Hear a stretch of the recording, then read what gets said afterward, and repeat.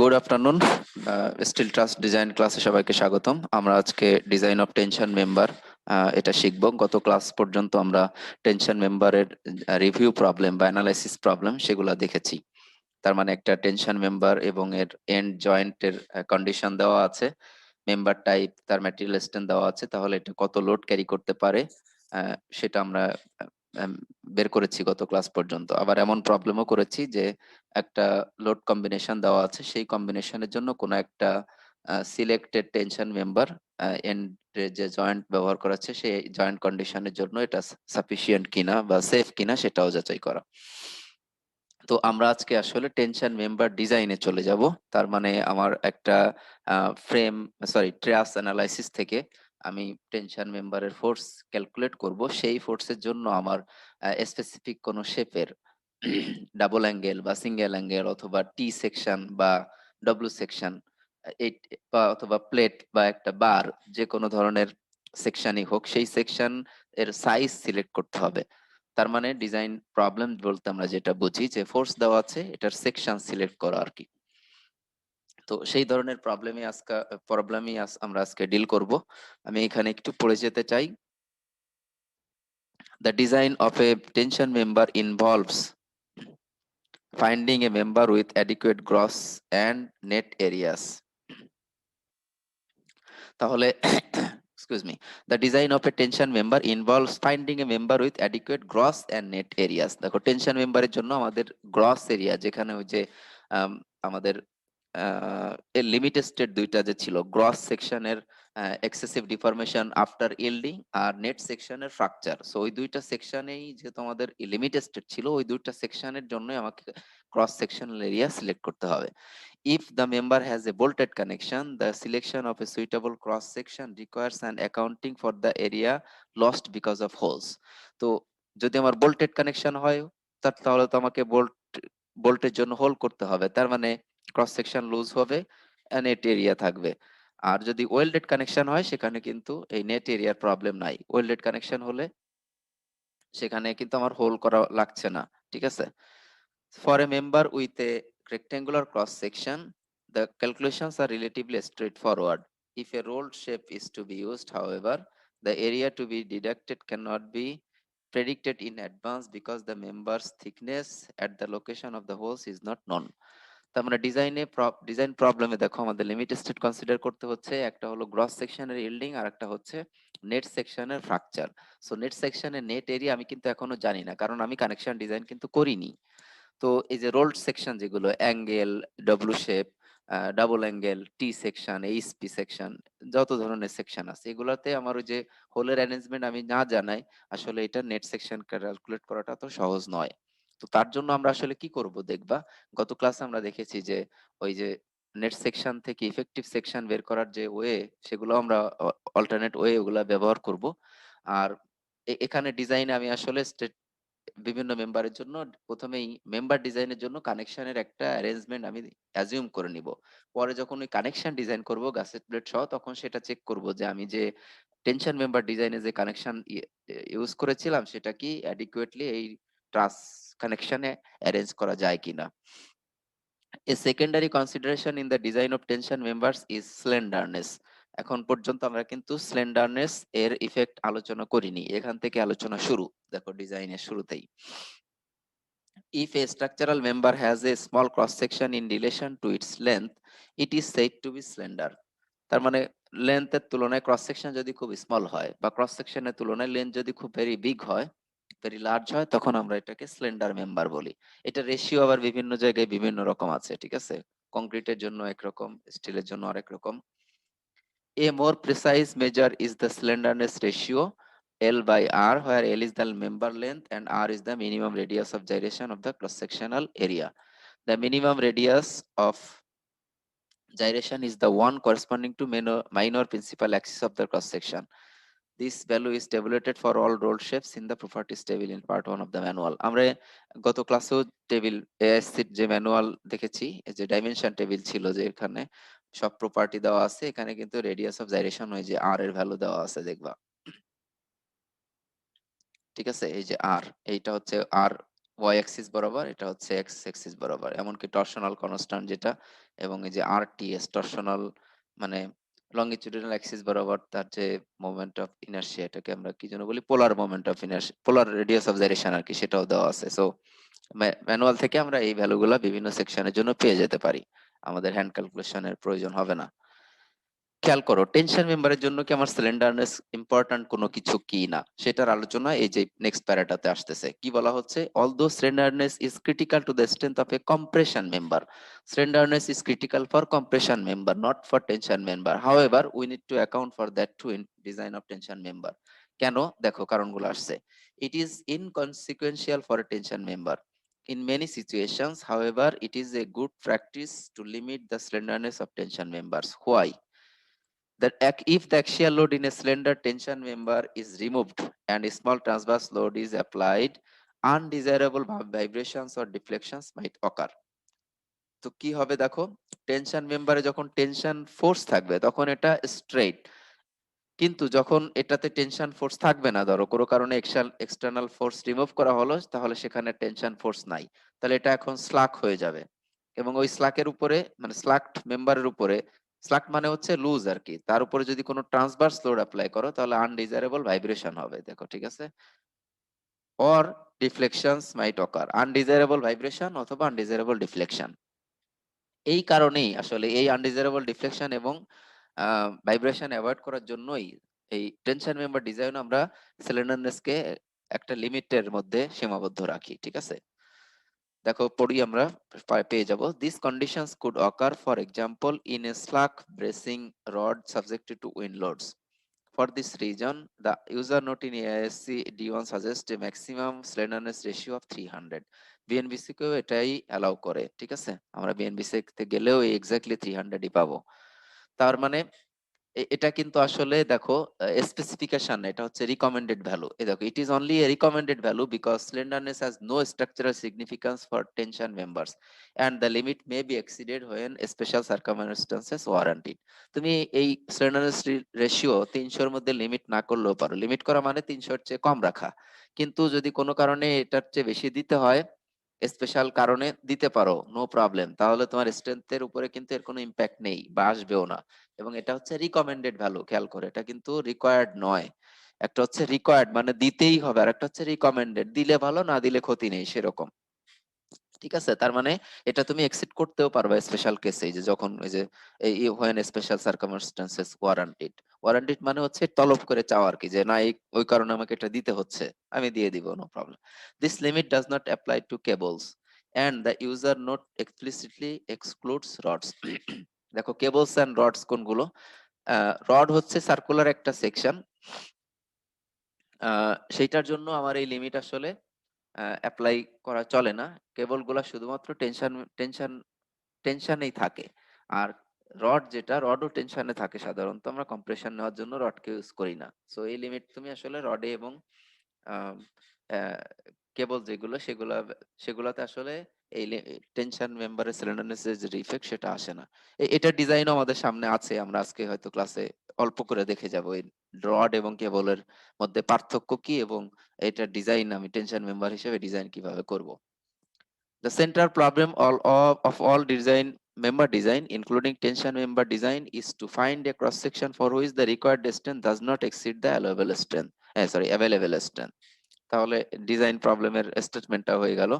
For tension members design by LRFD the requirement is, এই যে দেখো, P PU must be less than the strength reduction factor times হচ্ছে available strength বা nominal strength, আর PU হচ্ছে যে design strength যেটা আমার দরকার। অথবা আমরা জাস্ট এটাকে উল্টা লিখতে পারি যে phi TPN must be greater than or equal to the design force বা demand force, where PU is the sum of the factored loads to prevent yielding। এটা হতে হবে এই যে ইল্ডিং এর জন্য, মানে ইল্ডিং হয়ে এটা যাতে এক্সেসিভ ডিফ্লেকশন না হয় সেই জন্য এটা স্যাটিসফাই করতে হবে।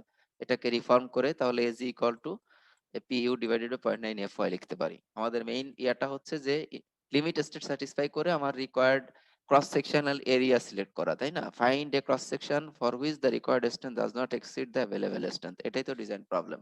তাহলে আমি এমন ভাবে একটা ক্রস সেকশন এই যে এরিয়া সিলেক্ট করব ফোর্স এবং স্ট্রেংথ থেকে, যাতে করে এই লিমিট স্টেট গুলো আমরা এক্সিড না করি, লিমিট স্টেট স্যাটিসফাই করতে পারি।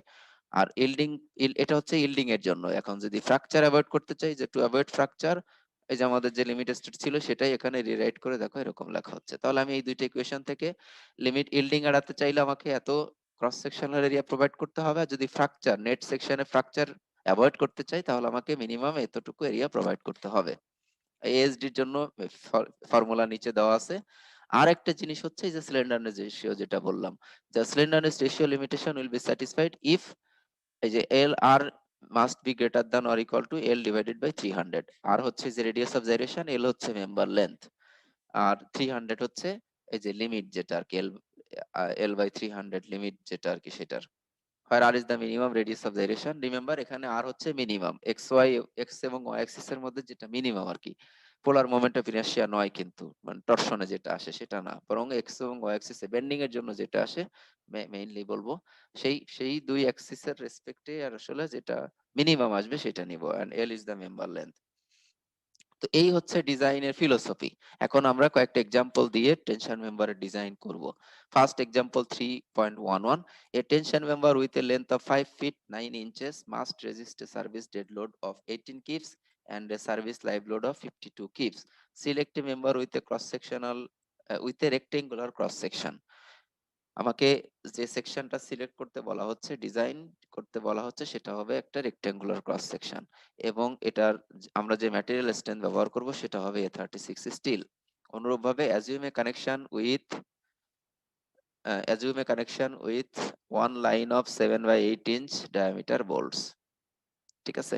তো এখন দেখো টেনশন মেম্বার ডিজাইনে আমাকে কিন্তু শুরুতেই ওই যে নেট সেকশন নির্ণয় করার জন্য আমি কি ধরনের কানেকশন ব্যবহার করব, ওয়েল্ডেড কানেকশন নাকি বোল্টেড কানেকশন, এবং বোল্টেড কানেকশন হলে বোল্টের ডায়ামিটার কত সেগুলোও কিন্তু অ্যাজিউম করতে হবে। এবং আমি আবারও বলছি যে এই টেনশন মেম্বারের ডিজাইন আমি এই বোল্টের সাইজ অ্যারেঞ্জমেন্ট এগুলো সবই ধরে নিব। দেখো ওয়ান লাইনে ব্যবহার করব সেটাও ধরে নিচ্ছি।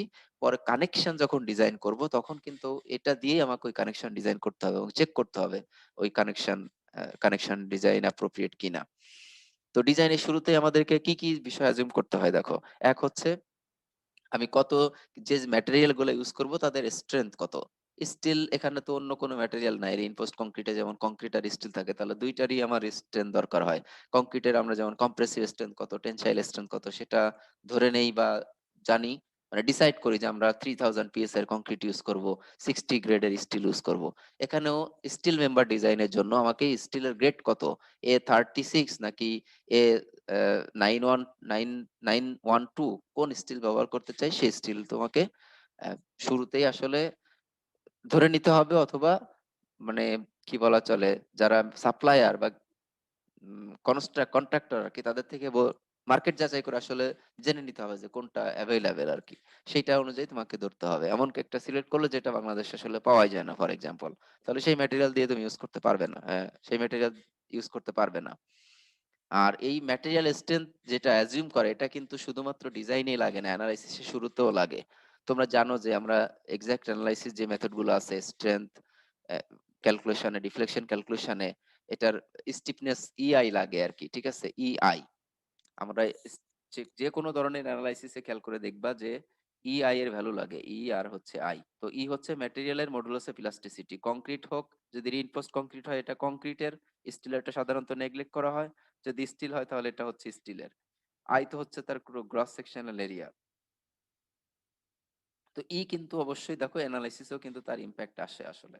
তোমরা আরো আরো ফার্দার যখন অ্যানালাইসিস যাবা, moment distribution method, matrix analysis method, সবগুলাতেই দেখবা ই এর ইম্প্যাক্ট আছে। তার মানে ম্যাটেরিয়াল কি ইউজ করব সেটা ডিজাইনে গিয়ে আমার লাগছে না, বরং অ্যানালাইসিসের শুরুতেও আমাকে অ্যাজিউম করতে হচ্ছে আর কি। আহ আমরা এখানে কন্টিনিউ করি। তাহলে আমার ম্যাটেরিয়াল স্ট্রেংথ আমার জানা আছে। অনুরূপভাবে আমি যে কানেকশন ইউজ করব, বোল্টেড কানেকশন 7/8 ডায়ামিটারের বোল্ট, এবং সেটা অনলাইনে হবে। তাহলে আমার একটা রেক্টেঙ্গুলার প্লেট, এই যে 5 ফিট 9 ইঞ্চ লেন্থের, এবং এই 18 কিপ ডেড লোড এবং 52 কিপ সার্ভিস লাইভ লোডের জন্য আমাকে এই মেম্বার সেকশন সিলেক্ট করতে হবে। তো আমরা কি করব, এই যেহেতু এটা সার্ভিস লোড দেওয়া আছে দেখো, তাহলে সার্ভিস লোডকে আমরা ফ্যাক্টর দ্বারা গুণ করে ফ্যাক্টর লোড নির্ণয় করে নিব। তো ফ্যাক্টর লোডের জন্য আমরা জানি ডেড লোড হচ্ছে 1.2 প্লাস 1.6 হচ্ছে লাইভ লোড। এখানে আসলে 1.2 1.4 ডেড লোড কম্বিনেশন থেকে আসলে এটা সিলেক্ট করার কথা, কিন্তু এটাই যেহেতু গভর্ন করবে এটা অনলি এই ট্রায়ালটাই দিয়েছে। অ্যাকচুয়ালি কিন্তু মেম্বার ডিজাইনে যদি তুমি মানে প্র্যাকটিস করছো যখন, তখন যদি ডিজাইন করতে চাও যতগুলো লোড কম্বিনেশন আছে সবগুলাই কিন্তু চেক করতে হবে। এখানে এটা গভর্ন করবে, এই জন্য একটাই ট্রায়াল দিচ্ছে আর কি। ঠিক আছে, তো আমরা তাহলে 1.2 dead load plus 1.6 live load করে আমার টোটাল ডিজাইন ডিমান্ড পেয়ে গেলাম হচ্ছে 10.48 কিপস। সরি, এটা মনে হয় 100.8 কিপস হবে, এখানে লেখাটা মানে মার্জ হয়ে গেছে। আহ 104.8 কিপ হবে এটা, ঠিক আছে নাকি? হ্যাঁ, 104.8 কিপস এটাই হবে। এনিওয়ে, তাহলে আমরা ওই যে ফার্স্ট গ্রস এরিয়া ইল্ডিং এর জন্য যে গ্রস এরিয়া দরকার রিকোয়ার্ড এজি লিখেছি, সেটা হচ্ছে এই ইকুয়েশনের মাধ্যমে নিয়ে আসবো, এই যে এটা 0.9 FY। তো আমার A36 স্টিলের ইল্ড স্ট্রেংথ হচ্ছে 36 KSI। এটা থেকে আমি গ্রস এরিয়া যে রিকোয়ারমেন্ট সেটা পেয়ে যাচ্ছি 3.235 স্কোয়ার ইঞ্চ। আর ইফেক্টিভ এরিয়া যেটা লাগবে আমার আসলে ইকুয়েশন থেকে আসবে কিন্তু এই, দেখো সেটার থেকে আবার নেট এরিয়া ক্যালকুলেট করতে হবে, যে ইফেক্টিভ এরিয়া থেকে নেট এরিয়া ক্যালকুলেট করতে হবে। আমরা সবগুলো করব, দেখো পর্যায়ক্রমে কিভাবে করা হয়। তাহলে রিকোয়ার্ড ইফেক্টিভ এরিয়া হচ্ছে PU ডিভাইডেড বাই 0.75 FU। তো 36 স্টিলের FU হচ্ছে 58 KSI।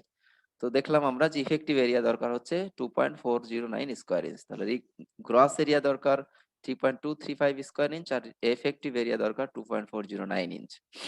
তো রেক্টেঙ্গুলার সেকশন, এটার জন্য আমার আসলে ডিজাইন টেবিলে যাওয়ার প্রয়োজন নাই, কারণ রেক্টেঙ্গেলের ক্রস সেকশনাল এরিয়া হচ্ছে উইডথ টাইমস হচ্ছে থিকনেস, খুব সহজেই পাওয়া যায়। এটার জন্য টেবিলে যাওয়ার প্রয়োজন হবে না এর এরিয়া, মোমেন্ট অফ ইনার্শিয়া ইত্যাদি ক্যালকুলেট করতে। এই জন্য 1 ইঞ্চ থিকনেস ট্রায়াল দিল, তাহলে উইডথ কতটুকু পাবো, এই যে গ্রস উইথ ডব্লিউজি সেটা হচ্ছে required Ag divided by T. এই যে 3.235 square inch divided by thickness আমি অ্যাজিউম করলাম 1 ইঞ্চ, তাহলে রিকোয়ার্ড উইডথ আসলো 3.235 ইঞ্চ। এখন কেউ যদি এখানে থিকনেস 1 ইঞ্চ না ধরে হাফ ইঞ্চ ধরে, he is not wrong too, he or she is not wrong too. এখানে 1000 পসিবল সলিউশন আসতে পারে। তো কেউ একজন 0.75 ধরলো, তাহলে তার জন্য উইডথ বেশি আসবে। Total gross sectional gross area কিন্তু আলটিমেটলি সেমই থাকবে। তো এখানে রিকোয়ার্ড উইডথ হচ্ছে 3.235 ইঞ্চ, এটাকে আমরা রাউন্ড আপ করে নেই, 3.5 করলাম, তার মানে try 1.3 and half cross section.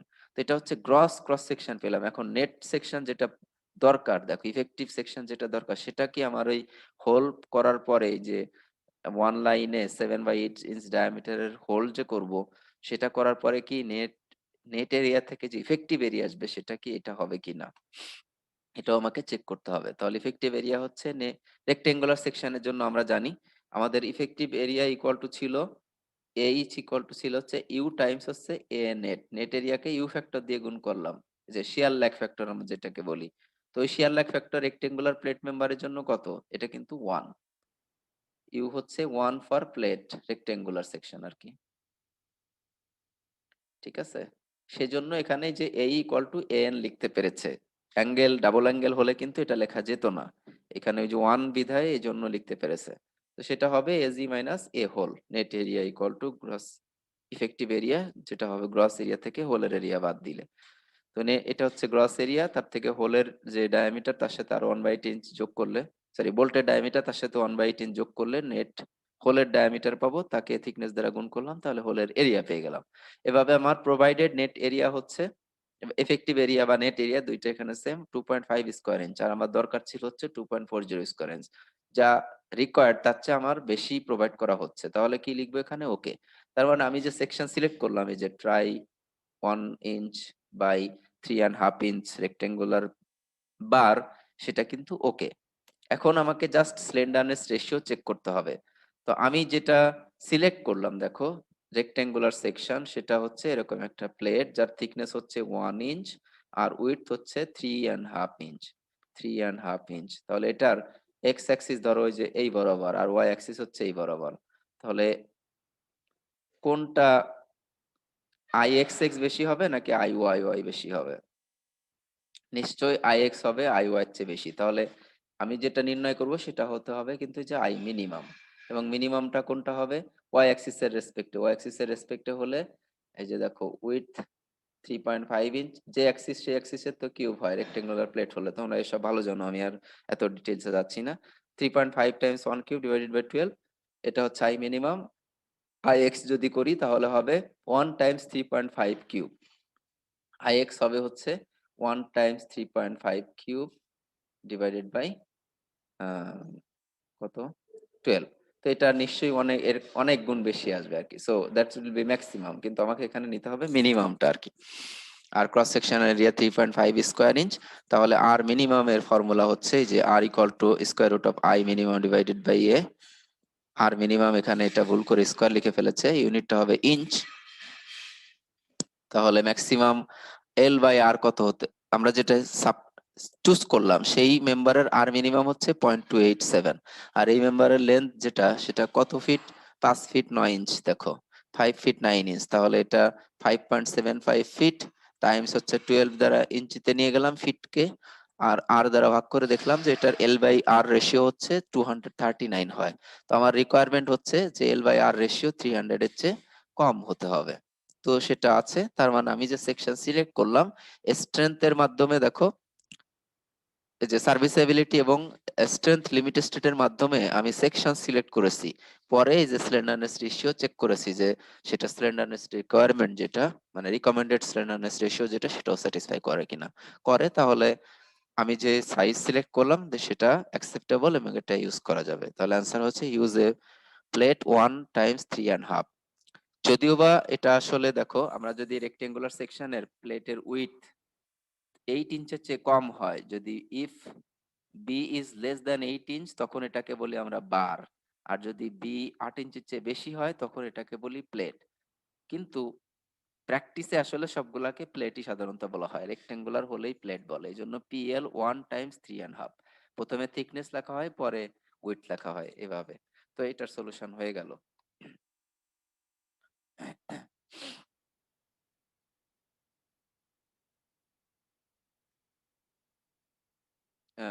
কি বলেছো যে আই মিনিমাম যেটা আই এক্স আর ওয়াই ওয়াই উল্টা হয়েছে কিনা?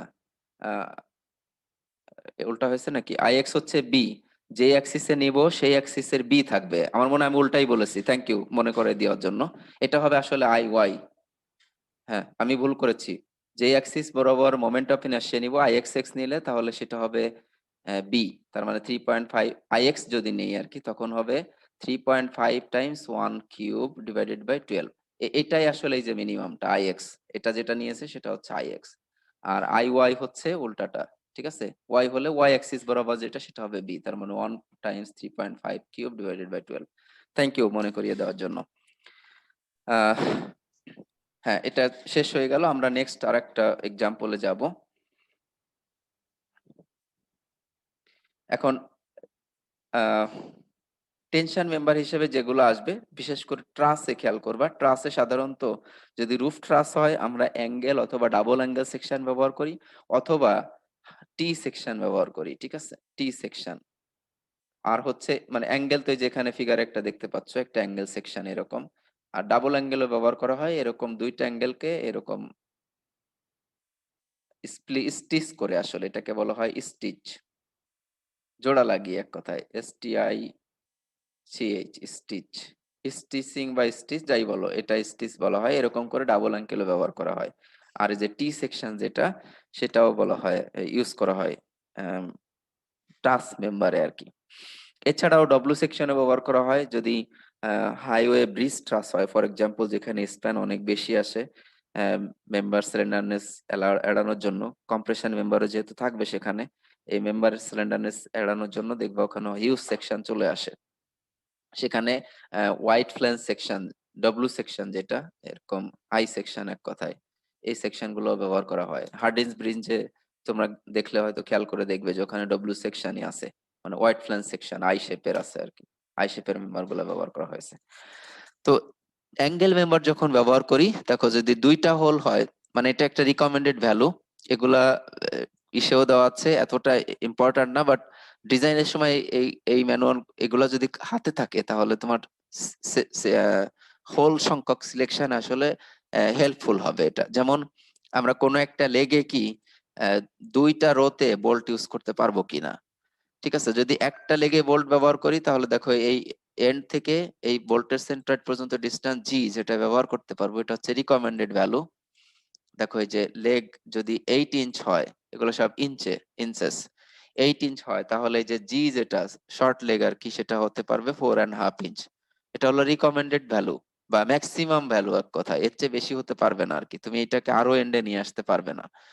অনুরূপভাবে যদি এই রোতে দুইটা ব্যবহার করি, তাহলে প্রথমটা হবে জি 1, পরেরটা হবে জি 2, তাদেরও রিকমেন্ডেড ভ্যালু বা ম্যাক্সিমাম ভ্যালু গুলো এখানে দেওয়া আছে। আর খেয়াল করে দেখো, যদি দুইটা রোতে তুমি ব্যবহার করতে চাও, যে জি 1 জি 2 ভ্যালু দিয়ে যে দুইটা রোতে বোল্ট ব্যবহার করা দেখানো আছে, তার জন্য প্লেটের মানে অ্যাঙ্গেল লেগের মিনিমাম সাইজ হতে হবে 5 ইঞ্চ। 5 ইঞ্চের চেয়ে কম হলে সেখানে একটা রোতে তোমাকে বোল্ট ব্যবহার করতে হবে, ঠিক আছে। এটাই হচ্ছে ম্যাক্সিমাম ডিস্টেন্স আর কি। আমরা এই ইনফরমেশন দিয়ে একটা অ্যাঙ্গেল মেম্বার এখন ডিজাইন করব। Select an unequal leg angle tension member 15 feet long to resist a service dead load of 35 kips and a service live load of 70 kips. Use a 36 steel. The connection is shown in figure 3.25. দেখো এই কানেকশনটাই যে এরা তো show করে দিয়েছে, কিন্তু ডিজাইনের হিসাবে কিন্তু তোমাকেই এটা অ্যাজিউম করতে হবে। আমি যে অ্যাসাইনমেন্ট দিব সেটাতে কিন্তু তোমাকেই এই কানেকশন কি টাইপ, কয়টা, এক রোতে নাকি দুই রোতে ইউজ করবা, সেটা তোমাকেই সিলেক্ট করতে হবে। আলটিমেটলি কিন্তু এখানে যদি কানেকশন সিলেকশনে ভুল করো, তাহলে টেনশন মেম্বার ডিজাইন করে চলে গেলে কিন্তু কানেকশন ডিজাইনে গিয়ে এটা ফেল করতে পারে, ঠিক আছে। সো এই সমন্বয় সাধন করতে হবে, যে আমি টেনশন মেম্বার যেটা ডিজাইন করলাম, পরে গিয়ে সেটা হয়তো রিভাইজ করে connection different different connection use করতে হতে পারে। তাহলে ডিফারেন্ট কানেকশন যদি ইউজ করি, তার জন্য ওই যে ফ্র্যাকচারের যে লিমিট টেস্ট, সেটা স্যাটিসফাই করে কিনা ইউনিটটি চেক ইট এগেইন। তো এখানে যে কানেকশন দেখানো আছে, তাকে এই যে 35 কিপ ডেড লোড এবং 70 কিপ লাইভ লোড, সেগুলো সার্ভিস লোড ট্রান্সফার করতে হবে। এই টেনশন মেম্বারে ডিজাইন করো, এবং যেখানে যে দুই রোতে বোল্ট ব্যবহার করা হয়েছে, সেই বোল্টের ডায়ামিটার হচ্ছে 3/4 ইঞ্চ। আমরা সলিউশনে চলে যাই। ফার্স্ট হচ্ছে লোডকে ফ্যাক্টর করে ডিমান্ড, আলটিমেট ডিমান্ড যেটা, সেটা বের করে ফেলবো। যেমন আমার ডিমান্ড আসলো 154 কিপস। এগেইন তোমাকে আসলে সবগুলো লোড কম্বিনেশন নিয়েই এটা বের করতে হবে, বাট এখানে যেটা গভর্ন করবে মেইনলি সেটাই শুধু নিয়ে চেক করে দেখিয়েছে। রিকোয়ার্ড এজি হচ্ছে গ্রস সেকশন থাকবে ইল্ড এরিয়া থেকে, এগুলো আমি এত এক্সপ্লানেশন দিচ্ছি না, একবার যেহেতু বলে ফেলেছি। আর রিকোয়ার্ড ইফেক্টিভ এরিয়া এই হচ্ছে 3.54 স্কোয়ার ইঞ্চ। আর যে সেকশন সিলেক্ট করব, রেক্টেঙ্গুলার মেম্বারের জন্য খুব সহজ ছিল এই যে রেডিয়াস অফ জাইরেশন ক্যালকুলেশন করা, কিন্তু এখানে যেহেতু অ্যাঙ্গেল মেম্বার সিলেক্ট করতে বলা হচ্ছে, অ্যাঙ্গেল এটা কিন্তু আমরা এত সহজে হাতে ক্যালকুলেশন করতে পারবো না, তাহলে আমরা ডিজাইন টেবিলের হেল্প নিব। Select an unequal leg angle, দেখো আনইকুয়াল লেগ অ্যাঙ্গেল সিলেক্ট করতে বলা হচ্ছে। তো তার জন্য তাহলে আমার যে স্লেন্ডারনেস রেশিও রিকোয়ারমেন্ট, রিকমেন্ডেড ভ্যালু আর কি, L/300 এর চেয়ে বেশি হতে পারবে না স্লেন্ডারনেস রেশিও, তাহলে রেডিয়াস অফ জাইরেশন তোমাকে এই এত চেয়ে কি হতে হবে, কম হতে হবে নাকি বেশি? বেশি হতে হবে। So the radius of gyration should be at least, তার মানে 0.6 ইঞ্চের চেয়ে রেডিয়াস অফ জাইরেশন বেশি হতে হবে, ঠিক আছে, এই যে L/300 করে যেটা। তা না হলে কি হবে, এটা এই 0.6 ইঞ্চের চেয়ে যদি রেডিয়াস অফ জাইরেশন কম হয়, এটা স্লেন্ডার মেম্বার হয়ে যাবে, তখন দেখবে L/300 রেশিও, মানে স্লেন্ডারনেস রেশিও যেটা L/R, সেটা 300 এর চেয়ে বেশি হয়ে যাবে আর কি। সো আমার তো অবশ্যই ডিজাইনের ইকোনমির কথা চিন্তা করতে হবে, তার জন্য আমি আমি যত লাইটেস্ট সেকশন সম্ভব সেই লাইটেস্ট সেকশনটাই সিলেক্ট করব, কিন্তু সেফটি সার্ভিসেবিলিটি এগুলা জিওপারডাইজ না করে, মানে স্যাক্রিফাইস না করেই, সেফটিতেও আমি কোনো কম্প্রোমাইজ করব না, সার্ভিসেবিলিটিতেও কম্প্রোমাইজ করব না, কিন্তু আমি অবশ্যই ইকোনমিক ডিজাইন করব, তার মানে আমাকে লাইটেস্ট সেকশন সিলেক্ট করতে হবে। আর অ্যাঙ্গেলের ক্ষেত্রে ওয়েট দেওয়া থাকে না, অ্যাঙ্গেলের ক্ষেত্রে ক্রস সেকশনাল এরিয়া যত কম, সেটাই হচ্ছে লাইটেস্ট সেকশন, তার মানে যত ক্রস সেকশনাল এরিয়া কম দেখবো, সেই এরিয়াটা আমি সিলেক্ট করব। To find the lightest shape that satisfies this criteria, we search the dimensions and properties table for unequal leg angle that has the smallest acceptable gross area, and then check the effective net area. The radius of gyration can be checked by inspection. আমরা table AISC ম্যানুয়ালে গিয়েই দেখব, there are two lines of bolts, so the connected leg must be at least 5 inch long. এই যে এই table থেকে আমরা দেখলাম যে দুইটা একই একটা লেগেই দুইটা করে বোল্ট অ্যারেঞ্জ করা আছে, তার মানে 2টা বোল্ট হতে হলে মিনিমাম এই লেগের উইডথ কত হতে হবে, 5 ইঞ্চ। তাহলে এমন একটা সেকশন সিলেক্ট করব যার উইডথ মিনিমাম 5 ইঞ্চ আর কি, ঠিক আছে।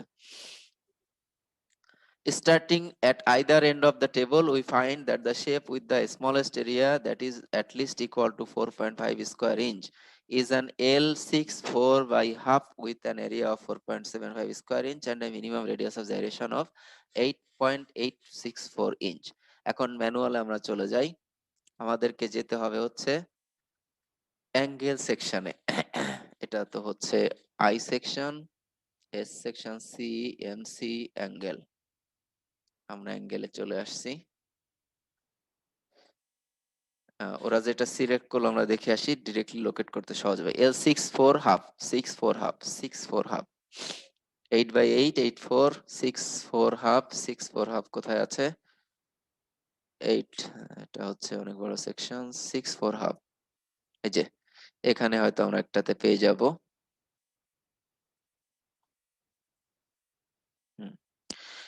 L64 and half, হাফ দেখো তো কই, এই যে এই রোতে আসতে হবে। তাহলে তার জন্য দেখো এরিয়া হচ্ছে 4.75 square inch cross sectional area, আর তার মিনিমাম রেডিয়াস অফ জাইরেশন হচ্ছে, এটা হলো এক্স অ্যাক্সিস এর minimum radius of gyration IXX equal to 1.9, আর ওয়াই অ্যাক্সিস এর গুলো নেক্সট পেজে আছে, সেখানে যেতে হবে। তাহলে এটা এটা একটা পেলাম, ঠিক আছে। আমরা নেক্সট পেজে গিয়ে আসলে ওয়াই অ্যাক্সিস এরটাও দেখে আসি।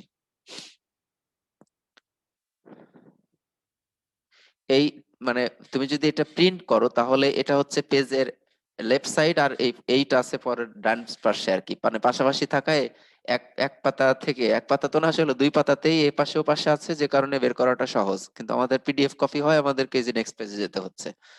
তো এটা কত পেলাম, 6/4 হাফ। এই যে 6/4 হাফে দেখো ওয়াই অ্যাক্সিস এর মোমেন্ট অফ ইনারশিয়া হচ্ছে, আর কত আসছে, সরি রেডিয়াস অফ জাইরেশন আসছে 1.14, আর এই যে জেড অ্যাক্সিস এর রেডিয়াস অফ জাইরেশন হচ্ছে 0.866। আমরা এখানে একটু দেখি যে কোনটা এক্স অ্যাক্সিস, কোনটা ওয়াই অ্যাক্সিস এর, কোনটা জেড অ্যাক্সিস। তো এখানে এক্স অ্যাক্সিস হচ্ছে হরাইজন্টাল, ভার্টিক্যালটা হচ্ছে ওয়াই, আর জেডটা হচ্ছে এটার যে লঙ্গিটিউডিনাল অ্যাক্সিস। তো এখানে মিনিমাম রেডিয়াস অফ জাইরেশন যেটা, সেটা কত নিয়েছে, পয়েন্ট,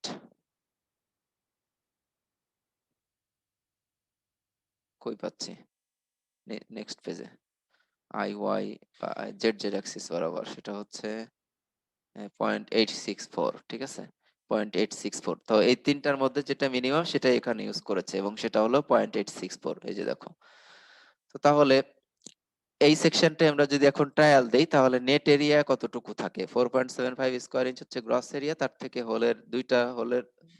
দুইটা করে হোল আছে দেখো প্রতিটা রোতে বা প্রতিটা কলামে আর কি, এবং নেট এরিয়া পেয়ে গেলাম 3.875 square inch. Because the length of the connection is not known, equation 3.1 cannot be used to compute the shear lag factor U. তো এটা হচ্ছে নেট এরিয়া, আমাকে এখন ইফেক্টিভ এরিয়া কত সেটা বের করতে হবে, তাই না? আমি কিন্তু এই যে এই ফর্মুলা দিয়ে ইফেক্টিভ এরিয়া রিকোয়ার্ড কত সেটা বের করেছি। তো তাহলে ইফেক্টিভ এরিয়া বের করার জন্য আমাদের ফর্মুলা হচ্ছে AE equal to U times হচ্ছে AN। তো এখানে আমি AN নেট এরিয়াটা পেয়ে গেলাম, এখন ইউটা কিভাবে বের করব? তো তার জন্য ইউ বের করার ফর্মুলা ছিল হচ্ছে 1 minus X bar divided by L, যেটা হচ্ছে ইকুয়েশন 3.1।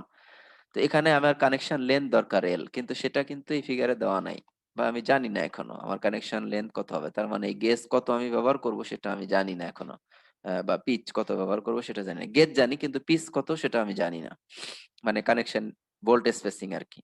তাহলে আমি কিন্তু এল জানি না, তার মানে এই ফর্মুলা ইউজ করা যাচ্ছে না। কি করতে পারি আমরা, ব্যাকে গিয়ে একটু দেখে আসলেই মনে হয় ভালো হয়।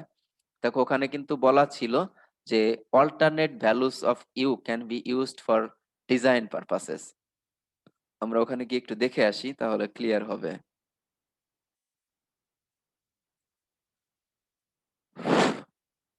এই যে আমরা যেখানে শেয়ার ল্যাগ ফ্যাক্টর এর রিকোয়ারমেন্ট গুলা পড়তেছিলাম, ইফেক্টিভ এরিয়া বের করার জন্য দেখো মেইন ফর্মুলা ছিল হচ্ছে এই যে U equal to 1 minus X bar divided by L for any type of tension member except plates and round HSS. তো এটা আমি এখন ব্যবহার করতে পারছি না কারণ আমার এল কানেকশন লেন্থ এল জানা নাই। তো সেটার জন্য আমরা দেখো alternatives to equation 3.1 for single and double angles, তার মানে সিঙ্গেল অ্যাঙ্গেল এবং ডাবল অ্যাঙ্গেল মেম্বারের জন্য আমি অল্টারনেট ভ্যালুগুলো ব্যবহার করতে পারবো ডিজাইনে। এবং ডিজাইন আমার জন্য এটা আসলে অনেকটা হেল্পফুল, কারণ আমার ডিজাইনের শুরুতে আমি কিন্তু কানেকশন লেন্থ জানি না। তো আমি কিভাবে ডিজাইন ক্যারি আউট করবো, তাহলে এই অল্টারনেট ভ্যালুগুলো ইউজ করব। কি বলছে অল্টারনেট ভ্যালুতে দেখো, for 4 or more fasteners in the direction of loading U is equal to 0.8। চারটা বা বেশি ফ্যাসেনার যদি থাকে একটা রোতে, এবং সেই রোটা হচ্ছে লোডিং ডিরেকশনের প্যারালাল যদি হয়, তাহলে ইউ ইকুয়াল টু 0.8। আর যদি তিনটা ফ্যাসেনার থাকে তাহলে ইউ ইকুয়াল টু হচ্ছে 0.6। ঠিক আছে, তাহলে আমাদের জন্য আমরা যে প্রবলেমটাতে এখন আছি সেটা কোন কন্ডিশন স্যাটিসফাই করে, তিনটা বোল্ট আছে নাকি চারটা বোল্ট আছে একটা রোতে। আমাদের এই প্রবলেমটাতে একটা রোতে দেখো চারটা বোল্ট আছে, তাহলে এইটার জন্য ইউ এর ভ্যালু কত, ওই অল্টারনেটিভ ভ্যালু হিসাবে এটা আসে হচ্ছে 8। সো এখানে বলা হলো যে এই equation 3.1 cannot be used since there are 4 volts in the direction of the load. We will assume an alternative value of u equal to 0.8। ঠিক আছে, ওই যে অল্টারনেটিভ ভ্যালু যেটা দেওয়া আছে 0.8 সেটাই আমরা ইউজ করব। তাহলে এই নেট এরিয়াকে, এই যে 3.875 এটাকে ইউ দ্বারা গুণ করলে আমি ইফেক্টিভ এরিয়া পেয়ে গেলাম, সেটা আসলে হচ্ছে 3.1 স্কয়ার ইঞ্চ, যেটা দেখো আমার রিকোয়ার্ড যে ইফেক্টিভ এরিয়া তার চেয়ে কম। তাহলে আমি যে সেকশনে সিলেক্ট করলাম এল 6/4/2, সেটা কিন্তু নট গুড, এনজি মানে নট গুড, স্যাটিসফাই করে না আমার রিকোয়ারমেন্ট। তাহলে কি করতে হবে, সেকশন সাইজ বাড়াতে হবে। Try next larger shape from the dimensions and properties table. এই যে এটা সিলেক্ট করেছে এবং এটার দেখো গ্রস এরিয়া বেশি, আবার কিন্তু মিনিমাম রেডিয়াস অফ জাইরেশন যেটা সেটা আবার কম। তো এটা টেবিল থেকে বারবার যাচ্ছি না, বাট ওখান থেকে যে পাওয়া যায় দেখো এই এল এততে তুমি গেলেই এটা পেয়ে যাবে, এটাও পেয়ে যাবে। তো সেটা ব্যবহার করে আমরা দেখি নেট এরিয়াটা বের করলাম 3.83 inch, again U is equal to 0.8, তাহলে ইফেক্টিভ এরিয়া আসলো 3.07 ইঞ্চ। সেটা এখনো কিন্তু রিকোয়ার্ড যে net area sorry effective area 3.54 square inch তার চেয়ে কম, তাহলে এটাও নট গুড। সো আমরা আসলে তার মানে আমাদেরকে ট্রায়াল কিন্তু আরো দিতে হবে। তো আমরা আলটিমেটলি এই এই সেকশনে চলে গেলাম 8/4/2, যেটার গ্রস এরিয়া হচ্ছে 5.48 স্কয়ার ইঞ্চ এন্ড আর মিনিমাম হচ্ছে 0.863 স্কয়ার ইঞ্চ, সরি ইঞ্চ। এবং এখান থেকে নেট এরিয়া এবং ইফেক্টিভ এরিয়া ক্যালকুলেট করে দেখলাম যে ইফেক্টিভ এরিয়া আসে 3.94 স্কয়ার ইঞ্চ, যা রিকোয়ার্ড ইফেক্টিভ এরিয়া 3.54 স্কয়ার ইঞ্চের চেয়ে বেশি। তাহলে গ্রস এরিয়াও আমি স্যাটিসফাই করেছি, দেখো 5.8 স্কয়ার ইঞ্চ, অথচ রিকোয়ার্ড ছিল হচ্ছে 4.75 square inch. Net area effective area required ছিল 3.5 স্কয়ার ইঞ্চ, নেট এরিয়া পেলাম 3.94 inch. Minimum radius of gyration requirement ছিল হচ্ছে 0.6 ইঞ্চ, আমি যেটা সিলেক্ট করেছি এখন সেটা হচ্ছে 0.863 ইঞ্চ। তাহলে সবগুলোই স্যাটিসফাই করেছে, তার মানে এখন এটাকে আমি সিলেক্ট করতে পারি। This shape স্যাটিসফাইস all requirements, so use an 8/4/2 এত অ্যাঙ্গেল সিলেক্ট করব। তাহলে এভাবে আমার একটা সেকশন সিলেকশন হয়ে যাবে। অবশ্যই আমরা চেঞ্জ করতে পারি, 4.5 ডাইমেনশন চেঞ্জ করতে পারি না কেন, অবশ্যই পারবো। তুমি অন্য সেকশনও সিলেক্ট করতে পারো। এখানে টার্গেট হচ্ছে সার্ভিসেবিলিটি এবং স্ট্রেংথ রিকোয়ারমেন্ট স্যাটিসফাই করে, প্লাস হচ্ছে রিকমেন্ডেড স্লেন্ডারনেস রেশিও যেটা স্টেবিলিটির জন্য, সেটাকে স্যাটিসফাই করে তুমি লাইটের সেকশন যেটাই সিলেক্ট করো, দ্যাটস ওকে। আমি এখানেও বলছি যে ডিজাইনে কিন্তু হাজার ধরনের সলিউশন সম্ভব। অ্যানালাইসিস হয়তো একটা প্রবলেমের একটা সলিউশন হবে, কিন্তু ডিজাইন যখন করবা আমি একটা চুজ করব, তুমি আরেকটা চুজ করতে পারো, আরেকজন আরেকটা চুজ করবে। সো ডিজাইনে হাজারটা চয়েস সম্ভব এবং you are free to do that unless architectural requirements limits your choice। Okay,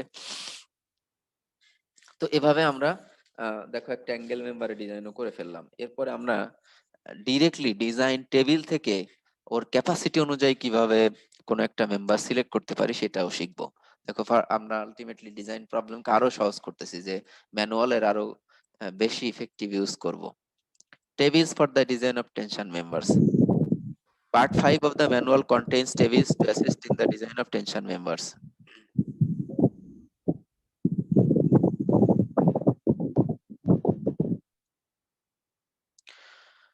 Part 5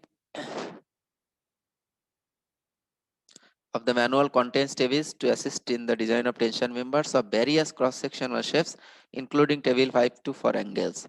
The use of these tables will be illustrated in the following example. আমরা এখানে যাব টেবিল 5.24 angles। আমরা এই যে চ্যাপ্টার 5 এ যদি চলে যাই এআইএসসি ম্যানুয়ালের, এটা যদি বই কিনতে পারো, আমি জানি না এটার অরিজিনাল বইয়ের দাম প্রায় $400, তার মানে বাংলাদেশি টাকায় হয়তো 50,000 টাকা পড়ে যাবে। আমি লাইব্রেরিতে একটা কিনতে বলেছি, এটা এতদিনে চলে আসার কথা, আমি শিওর জানি না আসছে কিনা, বাট নিউ মার্কেটেও এটা আছে কিনা আমি শিওর বলতে পারছি না, বাট চেক করে দেখতে পারো। এটা এই যে দেখো 3184, মানে চ্যাপ্টার 3 এর 184 পেজে আসছে, আমাদের যেতে হবে চ্যাপ্টার 5 এ টেনশন মেম্বারে। মানে এটা হচ্ছে অনেক বড় ডকুমেন্ট।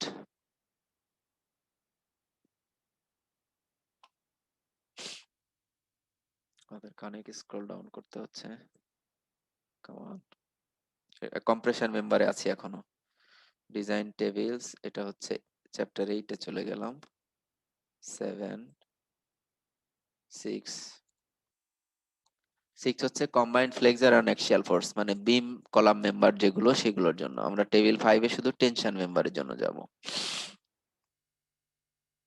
এই যে এই টেবিলটা, তো টেবিল 5 এখানে কত বলেছে, টেবিল 5.2 হচ্ছে অ্যাঙ্গেলের জন্য। এটা এই যে দেখো ডাবল অ্যাঙ্গেল এখানে, ঠিক আছে, available strength in axial tension double angles. আমরা টেবিল 5.2 তে যাব, এটা হচ্ছে 5.6 5.4 5.3, এটা হচ্ছে 5.2, এই যে এখানে আসবো, ঠিক আছে। 5.1 হচ্ছে ডব্লিউ সেকশনের জন্য, 5.2 হচ্ছে অ্যাঙ্গেলের জন্য। তো আমরা এখানে ইউজ করব, দেখি আমরা এক্সাম্পলটা থেকে আগে পড়ে আসি। Design the tension member of example 3.12, এর আগের প্রবলেম যেটা করলাম সেটাই এখন ডিজাইন করতে হবে with the aid of the tables in part 2 of the manual, part 5 of the manual. তো এই এক্সাম্পল থেকে, আগের এক্সাম্পল থেকে আমরা পিইউ ক্যালকুলেট করেছি আর আর মিনিমাম ক্যালকুলেট করেছি, সেগুলো এখানে দেখানো হলো। তো এই ডিজাইন টেবিল এর যদি ইউজ করতে চাই ইফেক্টিভ ইউজ, তাহলে সেখান থেকে কিভাবে ডিজাইন ক্যারি আউট করতে পারি। দেখো, the tables for the design of tension members give values of AG and AE for various shapes based on the assumption that AE equal to 0.75 AG. এই table যে derive করা হয়েছে বা এখানে যে ভ্যালুগুলো দেওয়া আছে, ক্যাপাসিটি আর কি, সেগুলো দেওয়া আছে গ্রস এরিয়ার 75% এরিয়াকে ইফেক্টিভ এরিয়া ধরে, ঠিক আছে। তাহলে তুমি যখন কানেকশন ডিজাইন করবা বা কানেকশন সিলেক্ট করবা, তোমাকে এই কন্ডিশন স্যাটিসফাই করাতে হবে। যদি টেবিলের ইউজ করো, টেবিল থেকে যদি ক্যাপাসিটি ক্যালকুলেট করো, তাহলে এই কন্ডিশন স্যাটিসফাই করাতে হবে। ইফেক্টিভ এরিয়া 75% অফ গ্রস এরিয়ার চেয়ে কম হতে পারবে না। এছাড়া আরো কি হচ্ছে, in addition the corresponding available strengths based on yielding and rupture are given, all values available for angles are for A36 স্টিল। অ্যাঙ্গেল গুলো সাধারণত A36 স্টিলেরই হয়, এজন্য শুধু A36 স্টিলেরই দেওয়া আছে। কিন্তু তুমি যদি অন্য স্টিল A992 স্টিল দিয়ে যদি করো ফর এক্সাম্পল, সাধারণত হয় না, অ্যাঙ্গেল গুলো হয় না। কারণ হচ্ছে এটা স্লেন্ডারনেস রেশিও অনেক, মানে স্লেন্ডারনেস রেশিও গভর্ন করে, যেখানে আসলে ম্যাটেরিয়াল স্ট্রেন্থ দিয়ে এটা কভার করা যায় না, ঠিক আছে। এই কারণে এই হায়ার স্ট্রেন্থের স্টিল ব্যবহার করা হয় না এটাতে।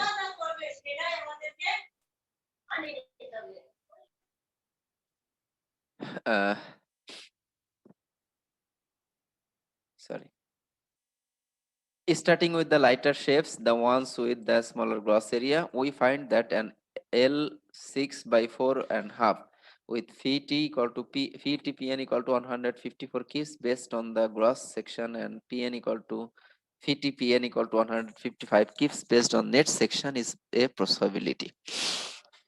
আমরা এখন টেবিলে চলে যাব। তাহলে আমাদের রিকোয়ার্ড ক্যাপাসিটি কত হতে হবে, 154 কিপস, এটা হচ্ছে মিনিমাম। আর রেডিয়াস অফ জাইরেশন কত হতে হবে, 0.6 ইঞ্চের চেয়ে বেশি। এখন টেবিল 5.2 তে চলে আসি আমরা। দেখো এখানে, দেখো স্পেসিফিক্যালি এখানে বলা আছে যে এফওয়াই হচ্ছে 36 কেএসআই আর এফইউ হচ্ছে 58, তার মানে A36 স্টিলের জন্য, ঠিক আছে, axial tension force available strength in axial tension, এখানে দেখো এএসডি ভ্যালুও দেওয়া আছে, আবার এলআরএফডি ভ্যালুও দেওয়া আছে। তুমি কোন ফিলোসফি ইউজ করে ডিজাইন করছো সেই অনুযায়ী তোমার ভ্যালু পিক করবা। তো ইল্ডিং এর জন্য দেখো এলআরএফডি তে আমাদের এই যে এই কলাম থেকে ভ্যালু নিতে হবে, আর রাপচার নেট সেকশনের রাপচার যেটা সেটার জন্য এই কলাম থেকে ভ্যালু নিতে হবে। এটার ইফেক্টিভ এরিয়া যে 0.75 ধরে করা সেটা এখানে দেওয়া আছে। আমাদের রিকোয়ার্ড এর লোড ক্যাপাসিটি হচ্ছে 154। তো দেখি 154 এর চেয়ে বেশি ক্যাপাসিটি আছে এরকম সেকশন কোনটা। আচ্ছা, ওরা যেটা সিলেক্ট করেছে আমরা সেটা দিয়ে ট্রায়াল দেই। L64 হাফ, তার মানে আগের প্রবলেমে যে সেকশন নিয়েছিল সেই সেকশনই দেখলো আর কি। ঠিক আছে, এখানে দেখো L64 হাফ, এই যে L64 এন্ড হাফ হচ্ছে এই রোতে আসতে হবে। তো সেটার গ্রস এরিয়া 4.75 স্কয়ার ইঞ্চ। এটার দেখো এই যে ইল্ডিং এর জন্য এলআরএফডি ক্যাপাসিটি হচ্ছে 154 কিপ, আর রাপচারের জন্য এটার স্ট্রেংথ হচ্ছে 155 কিপ। এটা দেখো কিপসে আছে, কিন্তু কিপস। ঠিক আছে, তো এইটা আমি পেয়ে গেলাম যে তাহলে এই সেকশন সিলেক্ট করলে এটা সম্ভব, কারণ আমার স্ট্রেংথ রিকোয়ারমেন্ট স্যাটিসফাই করে, এবং এটা অবশ্যই স্লেন্ডারনেস রেশিও যেটা মানে রিকমেন্ডেড ভ্যালু সেটাও স্যাটিসফাই করাতে হবে ইফেক্টিভ ডিজাইনের জন্য। তো আমরা এখন এটার রেডিয়াস অফ জাইরেশন কোথা থেকে পাবো? এই টেবিলে কিন্তু রেডিয়াস অফ জাইরেশনের ইনফরমেশন দেওয়া নাই, তাহলে সেটা পেতে হবে ওই ডাইমেনশন টেবিল থেকে। তার মানে চ্যাপ্টার 2 তে যেতে হবে তোমাকে ফিরে। এখন আবার দেখো এখানে লিখেছে from the dimensions and properties table, তার মানে চ্যাপ্টার 2 তে যে পার্ট 1 এ যে আছে সেখান থেকে আর মিনিমাম পেয়ে গেলাম 0.864 inch. To check this selection we must compute the actual net area. If we assume that u equal to 0.8, net area is equal to যে হোলের এরিয়া বাদ দিয়ে দিলাম এবং 0.8 গুণ করে এটার নেট এরিয়া বের করলাম 3.1 স্কয়ার ইঞ্চ। তাহলে সেক্ষেত্রে মানে ওই টেবিলে দেখো এই যে টেবিল, হ্যাঁ, এই ম্যানুয়াল টেবিলে এখানে নেট ইফেক্টিভ এরিয়া কত ধরা ছিল? 0.75 এজি। সেটা ধরে কিন্তু তুমি রাপচার স্ট্রেংথ বের করেছো 155 কিপ, কিন্তু অ্যাকচুয়ালি কি আমার এখানে effective area 75% of gross area আছে, সেটার জন্য এখানে ইফেক্টিভ এরিয়া আবার ক্যালকুলেট করে নিল ইউ এর ভ্যালু যে 0.8 অল্টারনেটিভ ভ্যালু যেটা সেটা দিয়ে, এবং সেক্ষেত্রে আমি ফিটিপিএন এটা ভ্যালু পেলাম দেখো 135 কিপস, অথচ টেবিলে কিন্তু দেখাচ্ছিল কত 155। তো এটা দেখো ওই টেবিলটা আমি ডিরেক্টলি কিন্তু ইউজ করতে পারতেছি না, সেজন্য এটা হচ্ছে not good. This shape did not work because the ratio of actual effective net area AE to gross area AZ is not equal to 0.75. The ratio is closer to actually আসলে দেখো যে 3.1 divided by 4.75, তার মানে 0.65 gross area divided by net area করলো আর কি, বা effective area divided by gross area করলাম। মানে কত পার্সেন্ট? 75% হওয়ার কথা হলে আমি 155 কিপ পাইতাম এখানে স্ট্রাকচার স্ট্রেংথ, কিন্তু অ্যাকচুয়ালি পেয়েছি 135 কিপ। তার মানে কত পার্সেন্ট হয়েছে? 65%। তো এটা হবে না, কি করতে হবে আমাকে? আরো বড় এরিয়ার জন্য বড় এরিয়া নিতে হবে, বড় সাইজ নিতে হবে। তো একটা গ্রস আইডিয়া নেওয়ার জন্য কি করতে পারি? এই যে এই কোয়েশ্চন থেকে বের করলাম, দেখো যে 75 এর জন্য এটা ছিল হচ্ছে 155 আসলে, বা 75 এর জন্য যেটা ছিল যে সেকশন সিলেক্ট করলাম, এখানে এইভাবে লিখছে যে 0.75 ডিভাইড বাই অ্যাকচুয়াল রেশিও, যে 0.65 টাইমস হচ্ছে পিইউ আমার রিকোয়ার্ড যে ক্যাপাসিটি। তাহলে আমি ফ্র্যাকচার স্ট্রেংথ কততে কোন রোতে মানে কত হলে মিনিমাম কত ফ্র্যাকচার স্ট্রেংথ হলে আমার এই কন্ডিশন স্যাটিসফাই করবে সেই স্ট্রেংথটা ক্যালকুলেট করে ফেললাম। তো এই প্রসেসে না গিয়ে তুমি জাস্ট আপার হায়ার সেকশন সিলেক্ট করে ট্রায়াল দাও, তাও হবে। এরা যেটা করেছে সেটাই যে করতে হবে নট নেসেসারিলি।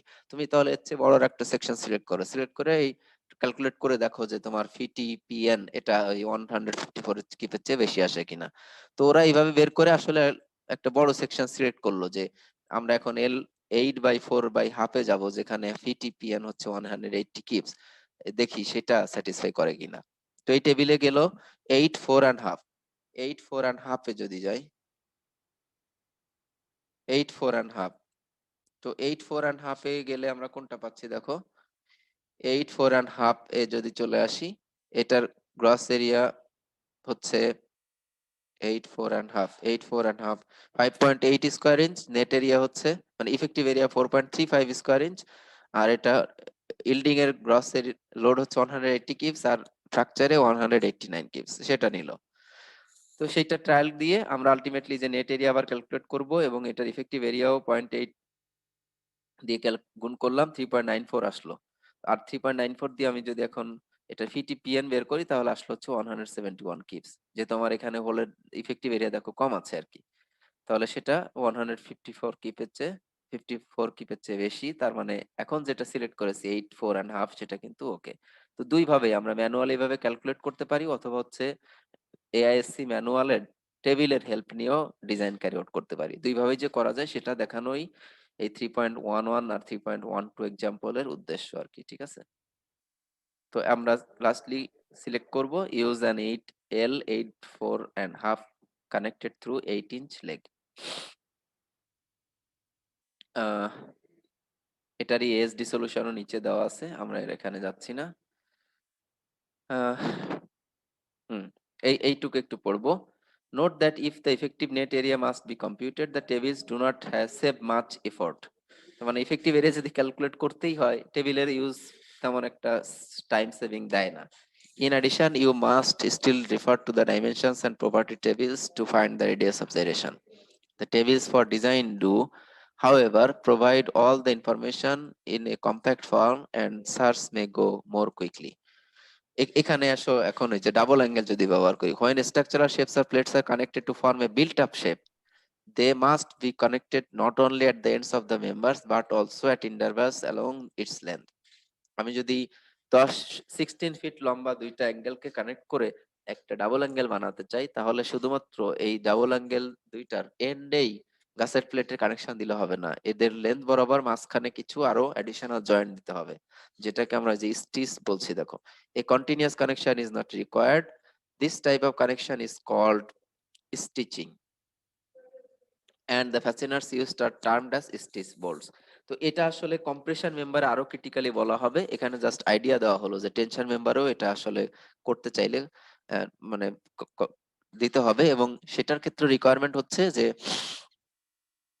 বিল্ট আপ সেকশনের স্ল্যান্ডারনেস রেশিও যদি 300 এক্সিড না করে, তাহলে এই যে কম্পোনেন্ট গুলার আমি এই স্টিচিং করার পরে প্রত্যেকটা কম্পোনেন্টের যে ইফেক্টিভ লেন্থ হবে এবং তার থেকে যে তুমি স্ল্যান্ডারনেস রেশিও পাবা, সেই রেশিও জন্য 300 এক্সিড না করে আর কি, এটাই হচ্ছে রিকোয়ারমেন্ট টেনশন মেম্বারের জন্য। আর কম্প্রেশন মেম্বার এটা আসলে আরো ডিটেইলে ডিজাইনে আমরা দেখবো আর কি, ঠিক আছে, ডাবল অ্যাঙ্গেল যখন কম্প্রেশন মেম্বার হিসেবে ইউজ করব, হয়তো নেক্সট ক্লাসে আমরা সেখানে যাব। তো এখানে এতটুকুই কথা, আর আর আর আমি বেশি যাচ্ছি না। এখানে আসলে যে থ্রেডেড রড এন্ড কেবলস, এটার জন্য জাস্ট দেখো কিভাবে কানেক্ট করা হয় সেটা বললো। কেবল হচ্ছে যে আমরা এখানে যদি একটু পড়ি, when slenderness is not a consideration, rods with circular cross section and cables are often used in as tension members. The distinction between the two is that rods are solid and cables are made from individual strands wound together in a rope-like fashion. তো কেবল আর হচ্ছে rod, দুইটার মধ্যে পার্থক্য বুঝতে পারছো আমার মনে হয়। রড হচ্ছে একটা রাউন্ড মেম্বার আর কি, আর কেবল হচ্ছে এক ওন্ড মেম্বার আর কি, মানে এক পেঁচানো মেম্বার আমরা সব সব কথাই বলি, এবং এটা টেনশন ছাড়া আর কোনো কিছু নিতে পারে না। এবং সিলিন্ডার যেখানে কোনো ডিজাইন কনসিডারেশন না, সেখানে আমরা এটা ব্যবহার করে থাকি, মানে হিউজ লেন্থের জন্য ব্যবহার করি। ইলেকট্রিক কেবল ফর এক্সাম্পল, এখানে slenderness is not a design consideration, ওগুলা কিন্তু টেনশনেই থাকে। সো এখানে আমরা টেনশনের যে স্ট্রেন্থ স্ট্রেংথ সেটা যদি কনসিডারেশন না হয়, তখন কেবল আর রড ব্যবহার করতে পারি। এখানে বিভিন্ন টাইপের কানেকশন দেখানো আছে। এই কানেকশনটা দেখো, আমাদের এই যে ট্রাসের যে টপ কট ফর এক্সাম্পল, তার উপরে আমরা এই যে পার্লিন ব্যবহার করি, আর পার্লিন গুলাকে এরকম স্যাগ রড দ্বারা কানেক্ট করা হয়। আমরা নিচের একটা ট্রাসও দেখবো, এটা আমাদের জন্য ইম্পর্টেন্ট হবে। আর এই মেম্বারের ডিজাইন আসলে দেখো, এটার ইল্ডিংটা আমার জন্য, আবারও বলছি, ইল্ডিং বা এক্সেসিভ ডিফরমেশন এটা কিন্তু আমার জন্য কোনো লিমিট স্টেট নয়। এখানে এই কেবল আর রডের জন্য একমাত্র লিমিট স্টেট হচ্ছে স্ট্রেংথ লিমিট স্টেট, তার মানে এটার ফ্র্যাকচার, ঠিক আছে। এবং সেটা কন্ট্রোল করতে হলো, দেখো এলআরএফডি তে আমরা যে ফর্মুলা ইউজ করব সেটা হচ্ছে এই যে এইটা।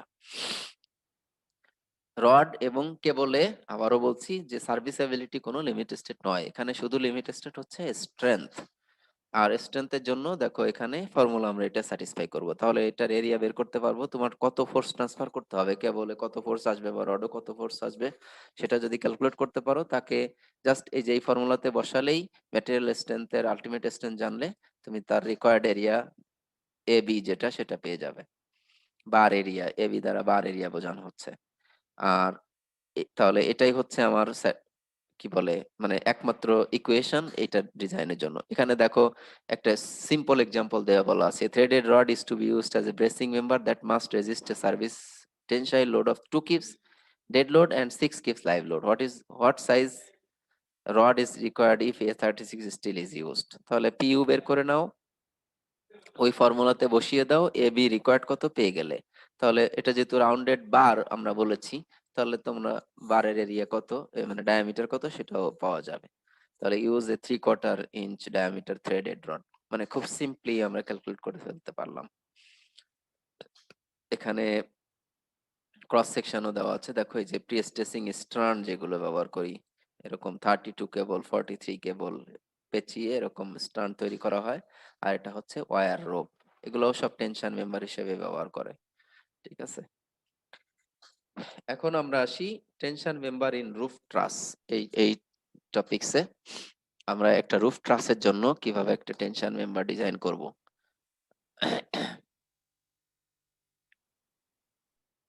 তো টেনশন মেম্বার রুফ ট্রাসের জন্য ডিজাইনে আমরা প্রথমেই হচ্ছে অ্যানালাইসিস করে আমাদের টেনশন ফোর্স মেম্বারের টেনশন ফোর্স বের করতে হবে। আমরা টোটাল একটা ট্রাসের যদি ডিজাইনের কথা বলি, তাহলে তো অবশ্যই যত ধরনের এই ট্রাস লোড এই ট্রাসের উপর আসা সম্ভব প্রত্যেকটা লোডের জন্যই অ্যানালাইসিস করে ট্রাস মেম্বারের ফোর্স বের করা দরকার, এবং সেই ফোর্স গুলার কম্বিনেশন করে, যে লোড কম্বিনেশন যেগুলো আছে করে ডিজাইন ফোর্স বের করতে হবে। তো আমরা এখানে ওই অ্যানালাইসিস টাইপের প্রবলেমও দেখব, যে লোড ক্যালকুলেট করে কিভাবে তার থেকে অ্যানালাইসিস করে ফোর্স বের করা হয়, এবং সেই ফোর্স জানা হয়ে গেলে কিভাবে টেনশন মেম্বারের সাইজ সিলেক্ট করতে হয়। সো সিম্পল এক্সাম্পল দেখবো, বাট টোটাল যে ট্রাস ডিজাইন সেটা আসবে কিন্তু আমার কম্প্রেশন মেম্বারের ডিজাইনের পরে। বাট আমরা এখানে যেহেতু টেনশন মেম্বার ডিজাইন শিখে ফেলেছি, একটা ট্রাসের টেনশন মেম্বার যদি আমরা লোকেট করতে পারি, এবং জানি সাধারণত যে বটম কর্ড মেম্বার গুলো গ্র্যাভিটি লোডের জন্য টেনশনে থাকে, তাহলে সেরকম একটা মেম্বার ডিজাইন করতে পারি কিনা একটু দেখে নিব এখানে। Many of the tension members that structural engineers design are components of trusses. For the reason, for this reason, some general discussion of roof trusses is in order.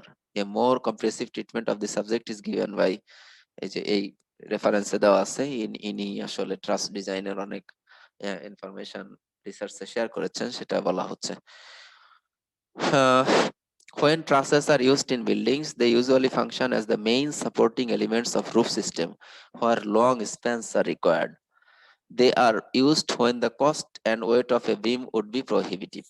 দেখো হিউজ স্প্যান 120 ফিট 130 ফিট, তুমি যদি স্টিলের বিম use করো, এটা excessive cost পড়বে আর কি এতে। So সেখানে আমরা আসলে স্টিল বিম ইউজ না করে স্টিল ট্রাস ইউজ করতে পারি।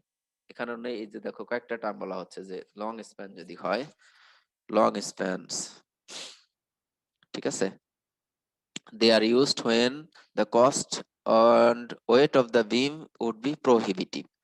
A truss may be thought of as a deep beam with much of web removed.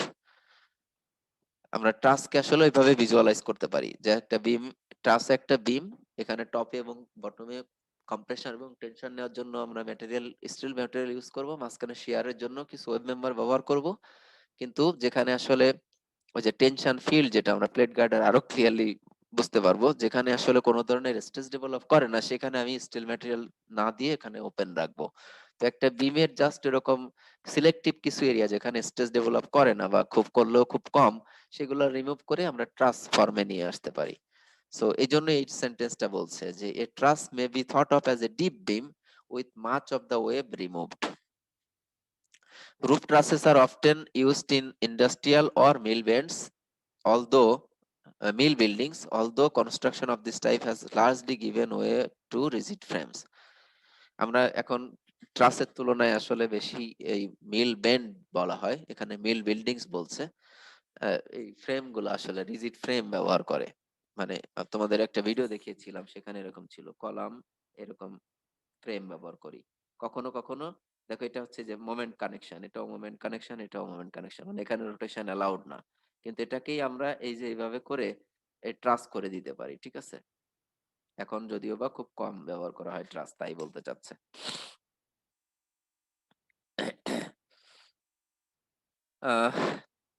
Typical roof construction with trusses supported by load bearing walls is illustrated in figure 3.28। এই যে এই ফিগারে একটা ট্রাস দেখো দেখানো আছে, এ পাশে একটা লোড বেয়ারিং ওয়াল, ডান পাশে একটা লোড বেয়ারিং ওয়াল, আর এই বাম পাশের এটা দেখো হিঞ্জ কানেকশন, ডান পাশে এটা হিঞ্জ কানেকশন। মানে লোড বেয়ারিং ওয়াল আমরা এখানে বেয়ারিং প্যাড দিয়ে অ্যাঙ্কর বোল্ট দিয়ে এমন ভাবে কানেক্ট করি, এটা আসলে ফিক্স কানেকশন হয় না, মানে রোটেশন এখানে অ্যালাউড থাকে দুই সাইডেই। তো এক সাইডে আবার একটু ওই যে যদি স্লটেড করে দেই তাহলে সেক্ষেত্রে এটাকে রোলারও ধরা যায়। তো এক পাশে আসলে আমরা হিঞ্জ ধরতে পারি আর এক পাশে রোলার ধরতে পারি, ঠিক আছে। আর এটাকে বলা হয় এই ইসের ট্রাসের হিল, আর এই উপরেরটাকে বলা হয় হচ্ছে পিক। তো এই ট্রাসের যে হাইট সেটাকে বলি আমরা রাইজ, আর এই টোটাল যে হরাইজন্টাল স্প্যান সেটাকে আমরা তো স্প্যান বলছি। এটা হচ্ছে এলিভেশন। আর যদি প্ল্যান দেখি, দেখো প্ল্যান যদি দেখা হয় তাহলে একটা ট্রাস থেকে আর একটা ট্রাসের যে স্পেসিং সেটাকে আমরা বলি হচ্ছে বে। তো এই বেতে দেখো এখানে আমরা কম্পোনেন্ট গুলা যদি লোকেট করি, তোমরা পরিচিত আছো, এই সবার উপরে যেটা থাকে এটা হচ্ছে roof deck, roof deck sheet, এটা হচ্ছে শীট মেটাল আর কি, ঠিক আছে। এগুলো করুগেটেড হয় সাধারণত। তার নিচে যেটা থাকে এগুলা হচ্ছে যে পার্লিন, পার্লিন। তার মানে কোন এই এই এই যে এখানেও দেখো পার্লিন দেখানো হচ্ছে উপরের ফিগারও, এই যে এইটা এইটা এসব গুলো হচ্ছে পার্লিন, ঠিক আছে। আর মেইন ট্রাস্ট যেটা সেটা হচ্ছে এই যে এই মেম্বার গুলো, এই এতটুকু, এটুকু হচ্ছে ট্রাস। মাঝখানে এই যে web member, incline member, vertical member আছে, এইটুকুই হচ্ছে আমার মেইন ট্রাস। তো তাহলে ট্রাসকে দেখো এর সেল পয়েন্ট যেমন সাপোর্ট দিতে হচ্ছে, তারপর হচ্ছে যে ট্রাসের পারপেন্ডিকুলার ডিরেকশনে কিন্তু এই জয়েন্ট বরাবর আমরা পার্লিন ব্যবহার করেছি। ট্রাসে সাধারণত এই জয়েন্টের উপরে পার্লিন ব্যবহার করা হয়, কিন্তু এইটার উপরে এই মাঝখানেও কখনো কখনো পার্লিন ব্যবহার করার প্রয়োজন হতে পারে। তখন এই উপরের যে টপ কর্ড গুলো, এই টপ কর্ডে কিন্তু শুধুমাত্র অ্যাক্সিয়াল ফোর্সই থাকবে না, তখন এখানে আবার বেন্ডিং মোমেন্টও আসবে। যদি তুমি জয়েন্টে, ট্রাসে জয়েন্টে পার্লিন ব্যবহার না করে তার মিড স্প্যানে বা অন্য কোথাও ব্যবহার করো, তখন এটাকে শুধুমাত্র টেনশন মেম্বার বা কম্প্রেশন মেম্বার হিসেবে ডিজাইন করলে হবে না, বরং এখানে বেন্ডিং মোমেন্ট আসবে অ্যাক্সিয়াল ফোর্সের সাথে, তখন এটাকে ফ্লেক্সর বিম কলাম মেম্বার হিসেবে ডিজাইন করতে হবে। তো দেখো আমরা এটার প্ল্যান যে দেখলাম, তো এই একটা পার্লিন থেকে আরেকটা পার্লিনের মাঝের যে অংশটা যে ডেক প্যানেল আর কি, সো এই দেখো এই বে গুলাও সাধারণত 30 ফিট 40 ফিট এরকম হয়ে থাকে। তো তার মাঝখানে এই পার্লিনটা যাতে এক্সেসিভ ডিফ্লেক্ট করে না যায় এভাবে, সেজন্য এখানে যে স্যাগ রড আমরা ব্যবহার করি জাস্ট পার্লিন গুলা কানেক্ট করে, ঠিক আছে। এবং দেখো এই বাম পাশেরটাও ডান পাশেরটাই যে রিস প্যানেলের এখানেও স্যাগ রড দিয়ে কানেক্ট করা। এখানে উপরের ডিটেইলসটা দেখলে বুঝবে যে পিকে, আমরা নিচে আরো ফিগার দেখলে বুঝবো। আমরা এখান থেকে সামনে আগাই, তাহলে একটা ট্রাসের আসলে এই যে দেখো বিভিন্ন কম্পোনেন্ট।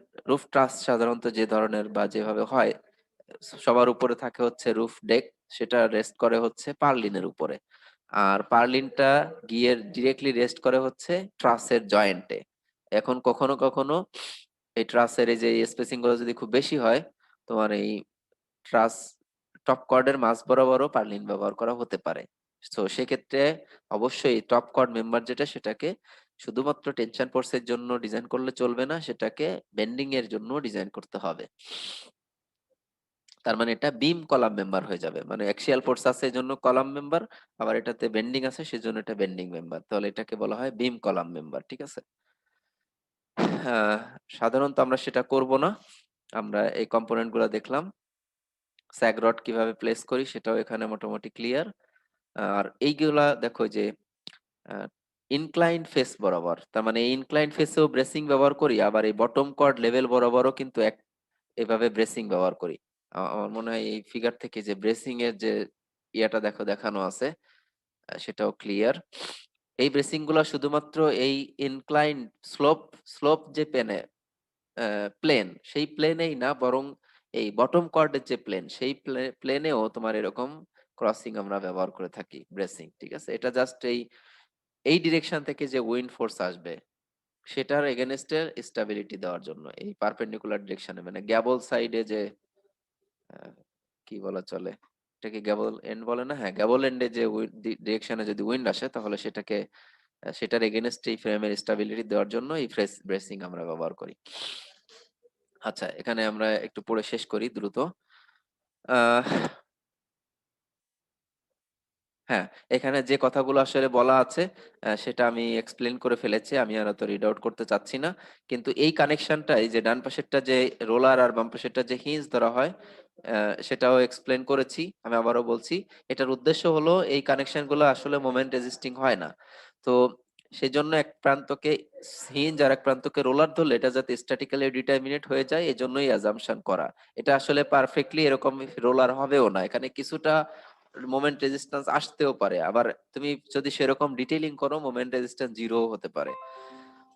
তো আমরা অ্যানালাইসিসের সুবিধার জন্য আসলে এটাকে যে এক প্রান্তকে হিঞ্জ আর এক প্রান্তকে রোলার ধরেই করি আর কি। ঠিক আছে, যদি যেরকম লোড বিয়ারিং ওয়ালের উপরে হয়, এমনকি তোমার যদি কলামের উপরেও থাকে তাহলে এই কলাম আর এটার কানেকশনটা তোমাদের একটা অটোক্যাড ফাইলে আমি দেখিয়েছিলাম।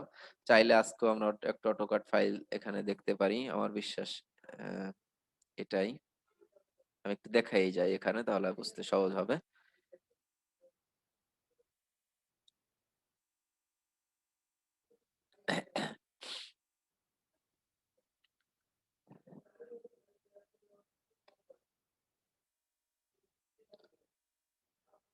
হ্যাঁ, এই যে এটা এটা আমার মনে হয় দেখতে পাচ্ছ, এখন অটোক্যাড ফাইল দেখা যায়। দেখো এই লেফট হ্যান্ডে এটা যেটা, এই যে এখানে নিচে বল ব্যবহার করা হয়েছে, তাহলে এটা আসলে একটা রোলার, তুমি এইভাবেই ডিটেইল করতে পারো। এটা যদি তোমার স্টিল বা কংক্রিট কলাম হয় তাহলে এই এন্ডটাকে এইভাবে যদি ডিটেইল করো তাহলে এটা হয়ে যাবে রোলার। আর রাইট এন্ডটা যদি দেখো তাহলে দেখো খেয়াল করে, এই এই যে যে হিঞ্জটা দেখো এই নিচের কলামের সাথে এটা কিন্তু ফিক্সড, অথচ এখানে এই মাঝখানের যে বোল্টটা দেওয়া সেটা এমন ভাবে দেওয়া, এটা হচ্ছে ফ্রিকশন একবারে ফ্রি না, কিছুটা ফ্রিকশন আছে, কিন্তু এটার যদি ট্রাসটা রোটেট করতে চাই রোটেট করতে পারবে, এখানে কোনো মোমেন্ট রেজিস্ট্যান্স নাই। তাহলে এখানে হরাইজন্টাল আর ভার্টিক্যাল রিঅ্যাকশন আসবে, মানে এটা হিঞ্জ, আর এই ডান পাশে এটা হরাইজন্টাল রিঅ্যাকশন নিতে পারে না। দেখো হরাইজন্টাল ফোর্স আসলে এই যে নিচের যে রোলার, রেড রোলার গুলো ব্যবহার করছে, এটা মুভ করতে পারবে হরাইজন্টালি, তাহলে হরাইজন্টাল রিঅ্যাকশন নাই, শুধুমাত্র ভার্টিক্যাল রিঅ্যাকশন এটা দিতে পারবে এরকম।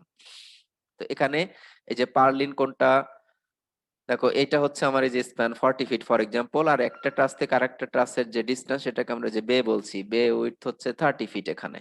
আর ট্রাসের এই যে নিচের যে মেম্বার গুলো থাকে এগুলাকে আমরা বলি বটম কর্ড। টপের যে মেম্বার গুলো থাকে, এই যে এই ইনক্লাইন্ড যে মেম্বার গুলো আছে টপে, সবগুলোকে আমরা বলি হচ্ছে টপ কর্ড। ভার্টিক্যাল যে মেম্বার গুলাকে থাকে সেগুলাকে বলি ভার্টিক্যালস। আর ইনক্লাইন্ড যে মেম্বার গুলো থাকে এগুলাকে বলি হচ্ছে ইনক্লাইন্ড মেম্বার বা ওয়েব মেম্বার, দুই ভাবেই বলি। ঠিক আছে, তো আমরা আসলে ট্রাস্ট ডিজাইনে দেখো এই ভার্টিক্যাল মেম্বার, এই ভার্টিক্যাল মেম্বার, দেখবা এই মেম্বারে ফোর্স আর এই মেম্বারে ফোর্স হয়তো ডিফারেন্ট, কিন্তু যতগুলো ভার্টিক্যাল ফোর্স মেম্বার আছে সবগুলোর জন্য এক ধরনের সেকশন সিলেক্ট করব। সো ম্যাক্সিমাম যে সাইজটা আসবে সেই সাইজটাই সবগুলো মেম্বারে ব্যবহার করতে পারি। বাট এটাতে আনইকোনমিক্যাল ডিজাইন হবে, কিন্তু এই যে কনস্ট্রাকশন কস্টও কিন্তু আরেকটা ব্যাপার। তো বিভিন্ন সাইজ যদি দাও তাহলে কনস্ট্রাকশন কস্ট এটা বেশি হয়ে যেতে পারে। বাট সেটা যদি কোনো ইস্যু না হয় তাহলে তুমি বিভিন্ন মেম্বারকে, এক একটা মেম্বার এক একটা সাইজ দিয়ে তুমি ডিজাইন করতে পারো। ঠিক আছে, তাহলে মানে আরো ইকোনমি অর্জিত হবে। তো এখানে মেম্বার গুলা কিভাবে কানেক্টেড দেখো, একটা বটম কর্ডের সাথে আরেকটা বটম কর্ড, এবং এই একটা জয়েন্টে আসলে ভার্টিক্যাল ওয়েব মেম্বার সবগুলা এই যে গাসেট প্লেট দ্বারা কানেক্টেড। এবং এগুলো আসলে এমন ভাবে কানেক্ট করা হবে যে প্রত্যেকটা মেম্বার এর লংগিটিউডিনাল অ্যাক্সিস সেটা একটা পয়েন্ট ইন্টারসেক্ট করবে, যাতে করে এখানে কোনো ধরনের মোমেন্ট ডেভেলপ না করে। টিপিক্যালি আসলে এরকম ডিজাইনও করা হয় না, অ্যাকচুয়ালি যেটা করা হয় দেখো সেটা হচ্ছে এরকম, তার মানে বটম কর্ডটাই দেখো কন্টিনিউয়াস থাকে জয়েন্টে। আমি আবারও বলছি খেয়াল করো, এই যে জয়েন্ট যেটা গাসেট প্লেটে দেখো ওয়েব আর ভার্টিক্যাল মেম্বার গুলো উপর থেকে সেখানে মিশলো, কিন্তু বটম কর্ড যেটা দেখো সেটা কি কন্টিনিউয়াস না এই জয়েন্টে।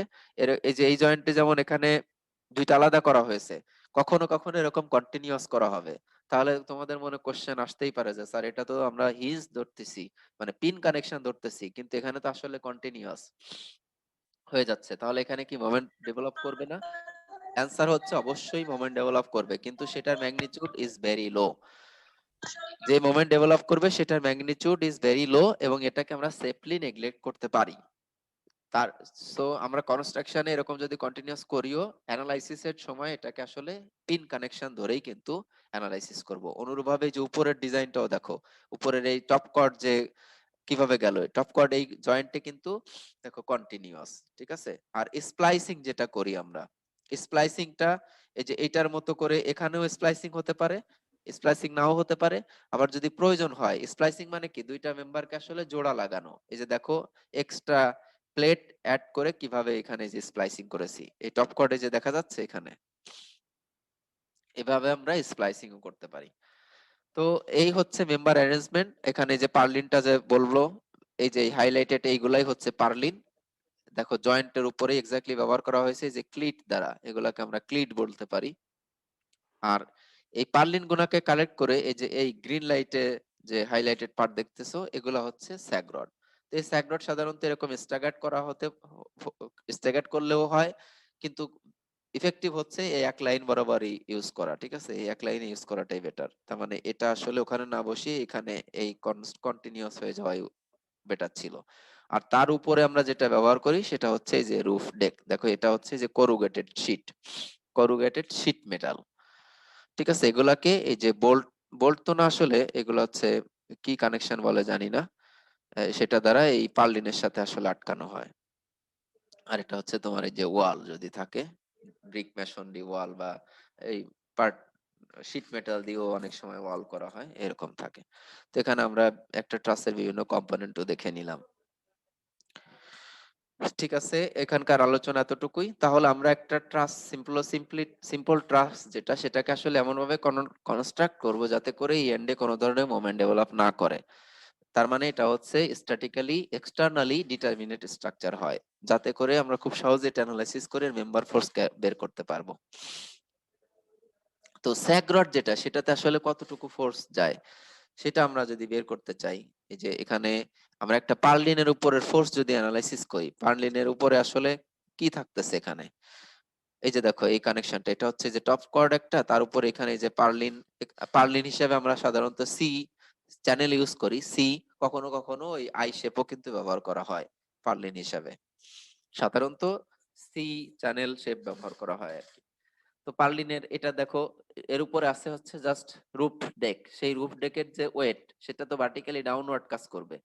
তো তাহলে এই রুফ ডেকের যে ওয়েট সেটাকে আমরা এই মেম্বারের যে অ্যাক্সিস, এক্স আর ওয়াই অ্যাক্সিস, সেই তার দুইটা কম্পোনেন্ট আমরা ভাগ করে ফেলতে পারি। একটা হচ্ছে এই যে ডব্লিউ এক্স বলবো এটা, আর এটাকে বলবো হচ্ছে ডব্লিউ ওয়াই।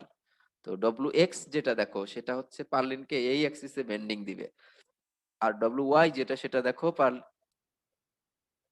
এক্স অ্যাক্সিস বরাবর বেন্ডিং দিবে। ডব্লিউ এক্স বেন্ডিং দিবে হচ্ছে ওয়াই অ্যাক্সিস এর রেসপেক্টে, আর ডব্লিউ ওয়াই কম্পোনেন্ট যেটা সেটা বেন্ডিং দিবে হচ্ছে এক্স অ্যাক্সিস এর রেসপেক্টে। তার মানে এখানে ডাবল অ্যাক্সিস বেন্ডিং হচ্ছে, তাই না? ডাবল অ্যাক্সিস বেন্ডিং, তার মানে ডাবল অ্যাক্সিস বেন্ডিং এর জন্য তোমরা কোনো বিম ডিজাইন করেছো? করো নাই এখন পর্যন্ত। তো এই স্টিলে আসলে এটা শিখতে হবে। ডাবল অ্যাক্সিসে যদি বেন্ডিং থাকে তাহলে বিশেষ করে কলাম মেম্বার গুলাতে হবে, দেখবে যে অ্যাক্সিয়াল ফোর্স আছে আবার বেন্ডিং হচ্ছে ডাবল অ্যাক্সিসে। তোমরা double x biaxial column design reinforce কংক্রিটে পড়বে, হয়তো এখনো পড়ো নাই। তো এই মেম্বার গুলাকে আসলে এই যে ডাবল অ্যাক্সিসে বেন্ডিং হলে কিভাবে ডিজাইন করতে হয় সেটা ওই বিম কলাম মেম্বারে আছে। সো আমরা আসলে ট্রাস ডিজাইনে মানে আমাদের কারিকুলামটা এমন হয়ে গেছে যে এটা আসলে শিখাতে পারবো না। তোমাদের 4-1 গিয়ে স্টিল ডিজাইন আছে যেখানে বিম কলাম মেম্বার ডিজাইন শেখানো হবে। অথচ ট্রাস হচ্ছে এখন যেখানে যে পার্লিনে আসলে ডাবল অ্যাক্সিসে বেন্ডিং চলে আসবে, কিন্তু বেন্ডিং আমরা শিখবো না। তো পার্লিন ডিজাইনটা এখানে মনে করো আমরা শিখবো না, কিন্তু এটা যে ডাবল অ্যাক্সিসের বেন্ডিং এর জন্য ডিজাইন করতে হবে সেটা শিখে যাব। যখন 4-1 স্টিল ডিজাইন শিখবা তখন পার্লিন ডিজাইন কিভাবে করতে হবে সেটাও শিখে যাবে, ঠিক আছে। জাস্ট তোমার একটা পার্লিনের উপরে ফর এক্সাম্পল আমি যদি এই এই জয়েন্টের পার্লিনটা ডিজাইন করতে চাই, এখানকার পার্লিন ডিজাইন যদি করতে চাই, এই পার্লিনটাই দুইটা ট্রাসের মাঝখানের এই পার্লিনটা ডিজাইন করতে চাইলে এটার যে ট্রিবিউটারি এরিয়া, সেই ট্রিবিউটারি এরিয়া থেকে টোটাল ইউনিফর্মলি ডিস্ট্রিবিউটেড লোড, এটা সেলফ ওয়েট হতে পারে, সেটা দিয়ে সেলফ ওয়েটকে এই গ্রস মানে ট্রিবিউটারি এরিয়া দ্বারা গুণ করে দিলাম, তাহলে এই জয়েন্টে যতটুকু ফোর্স আসছে সেটা আমি পেয়ে যাব এরকম। অথবা এটার দেখো পার ইউনিট লেন্থে যে ইউনিফর্মলি ডিস্ট্রিবিউটেড লোড আসলে উইথ দ্বারা গুণ করলে, যে ডান পাশে হাফ নিচের হাফ উইথ দ্বারা গুণ করলে পার ইউনিট লেন্থে এটা ডিস্ট্রিবিউটেড লোড পাবো। তাহলে আমি সাপোর্ট কন্ডিশন অ্যাজিউম করে আইদার ফিক্সড অথবা সিম্পলি সাপোর্টেড, কন্টিনিউয়াস হলে তো অবশ্যই W square L square by 10 12 এরকম নেওয়া যায়, সেই মোমেন্টের জন্য এটাকে ডিজাইন করতে হবে। সিম্পলি হবে, কঠিন কিছু হবে না। তো পার্লিন ডিজাইনে আমরা এতটুকু আসলে করতে পারবো না। আর স্যাগ রড ডিজাইনে আসলে স্যাগ রড গুলাকে কিভাবে কানেক্ট করা হবে, এই যে এইটা পার্লিন গুলাকে আমরা স্যাগ রডের মাধ্যমে আসলে কানেক্ট করব। নিচের এই যে ফিগারে দেখো দেখানো আছে, এই ফিগারটায় ফিগার 330 তে। তো এটা হচ্ছে আমার এই যে রিজ, আর এটা হচ্ছে আমার এই যে লেফট ওয়াল, এটা হচ্ছে রাইট ওয়াল। তো এই স্যাগ রড ডিজাইনের ট্রিবিউটারি এরিয়া আসলে দেখো দেখানো আছে। তো স্যাগ রড ডিজাইন আমরা আসলে যেটা করি সেটা হচ্ছে, এটা যেহেতু টেনশন ক্যারি করে, তাহলে এই রিজের টপে এই যে এ বি দুইটা দেখানো আছে, এই টপের এখানে যে ফোর্স, সেই ফোর্সটা কিভাবে ক্যালকুলেট করব, মানে এই স্যাগরডের এ পয়েন্টে আসলে যে ফোর্স, সেই ফোর্সের জন্যই আমার এই টোটাল যে স্যাগরড সেইগুলোকে ডিজাইন করব। এবং এটা ডিজাইন করা হয় যে এর নিচে যে ট্রিবিউটারি এরিয়া আছে, কিভাবে, এই যে আমার এটা একটা ট্রাস, এটা আর একটা ট্রাস, এই দুইটা ট্রাসের মাঝে আমি একটা স্যাগরড ফর এক্সাম্পল এখানে ব্যবহার করেছি। তাহলে এই ট্রাস আর এই হচ্ছে আমার এখানে আরেকটা ট্রাস আছে, আর এই হচ্ছে স্যাগরড। তো এই ডিস্টেন্সের হাফ, অনুরূপভাবে এর নিচের দিকে যে ডিস্টেন্স তার হাফ। তাহলে এইভাবে আমি এর ট্রিবিউটার এরিয়া ক্যালকুলেট করে ফেললাম। এই এরিয়াকেই এটার উপরে যে ইউনিফর্মলি ডিস্ট্রিবিউটেড লোড ডব্লিউ আছে সেটার সাথে এই টোটাল এরিয়া দ্বারা গুণ করে দিলাম, তাহলে স্যাগ রডের যে টেনশন ফোর্স সেটা আমি পেয়ে যাব। তাহলে T equal to uniformly distributed load W times হচ্ছে এই ট্রিবিউটারি এরিয়া এটি। তো তাহলে আমি উপরের যে টপ টপ পয়েন্ট, এক কথায় রিজের কাছে যে পয়েন্ট, সেই পয়েন্টের টোটাল লোড আমি এভাবে বের করব, এবং এই ক্রস সেকশনই আমার উপরে নিচে সব জায়গাতে স্যাগ রড হিসেবে ব্যবহার করব। ঠিক আছে, টেনশন ফোর্স যখন জেনে গেলাম, তাহলে উপরে একটা এক্সাম্পল আমি দেখিয়েছি, স্যাগ রড মানে এটা শুধু টেনশন নিতে পারে, রেক্টেং সার্কুলার বার ব্যবহার করব। তার জন্য যে ইকুয়েশন আছে ওই যে A B equal to P U divided by 0.75, আবার 0.75 টাইমস হচ্ছে এফ ইউ, এরকম। এখান থেকে পিউ মানে হচ্ছে আমার এই যে লোড কম্বিনেশনের জন্য যে টি আসবে, সেই টিটা নিব আর কি। তো এইভাবে আমরা স্যাগুলার ডিজাইন ক্যারি আউট করতে পারি। আর রিজে গিয়ে দেখো, এই যে রিজ যেখানে আমার এই ডান পাশের মেম্বারটা রুফের প্যারালাল এরকম আছে, এই যে এটাই হচ্ছে আমার T1, তাহলে এর মধ্যে যে ফোর্স রিজের উপরে T2 আসবে সেটা কত। তো আমি এই যে এখানকার ট্রায়াঙ্গেল থেকে অথবা ফোর্স ব্যালেন্স থেকে আসলে আলটিমেটলি করে নিতে পারবো। তুমি ঠিক এই বরাবর একটা অ্যাক্সিস টেনে T2 এর ভ্যালু কত, এই অ্যাঙ্গেলটা তো তুমি জানো, এই যে রুফের যে অ্যাঙ্গেল আছে সেটাই হবে এর অ্যাঙ্গেল, হরাইজন্টাল যে অ্যাঙ্গেল থিটা, রুফ অ্যাঙ্গেল যেটা সেটাই হবে এই অ্যাঙ্গেল যেটা, সেটাই হবে এই থিটা। তাহলে এই অ্যাঙ্গেলটা হচ্ছে তোমার থিটা জানা আছে। তাহলে এই যে T1 equal to T2 cos theta আসলে বের ইকুয়াল টু করলেই তুমি T1 জানো, T2 কত পেয়ে যাবে। সেইভাবে তোমার রিজের যে স্যাগরড, এই যে রুফের উপরে আর কি, এইখানে যে স্যাগরড ব্যবহার করেছি দুইটা কানেকশনে, এইটা এটা আমি পেয়ে, এটা কত ফোর্সের জন্য ডিজাইন করতে হবে সেটা পেয়ে যাব। তো এই হচ্ছে স্যাগরড ডিজাইনের প্রিন্সিপল এবং পার্লিন ডিজাইনের প্রিন্সিপল। এর পরের এক্সাম্পলে আমরা আসলে ট্রাসের যে টেনশন মেম্বার, সেই মেম্বারটাও ডিজাইন করব। তো আমরা একটু আগাতে থাকি আস্তে আস্তে করে। Think trusses spaced at 20 feet on center support W6/12 purlins as shown in figure 332A. Figure 332, এই ফিগার এইখানে দেওয়া, এবং এটার এ তে দেখো ট্রাসের স্প্যান হচ্ছে 90 ফিট। 90 ফিট কিন্তু হিউজ স্প্যান। এখানে যে ট্রাস ব্যবহার করা হয়েছে এই ট্রাসের নাম হচ্ছে ফিঙ্ক ট্রাস, এবং এটার হাইট, টোটাল যে ট্রাসের হাইট দেখো, রিজের যে হাইট এই হিল থেকে ট্রাসের, এটা হচ্ছে হিল বা সাপোর্ট, তার থেকে ট্রাসের রিজের হাইট হচ্ছে 12 ফিট।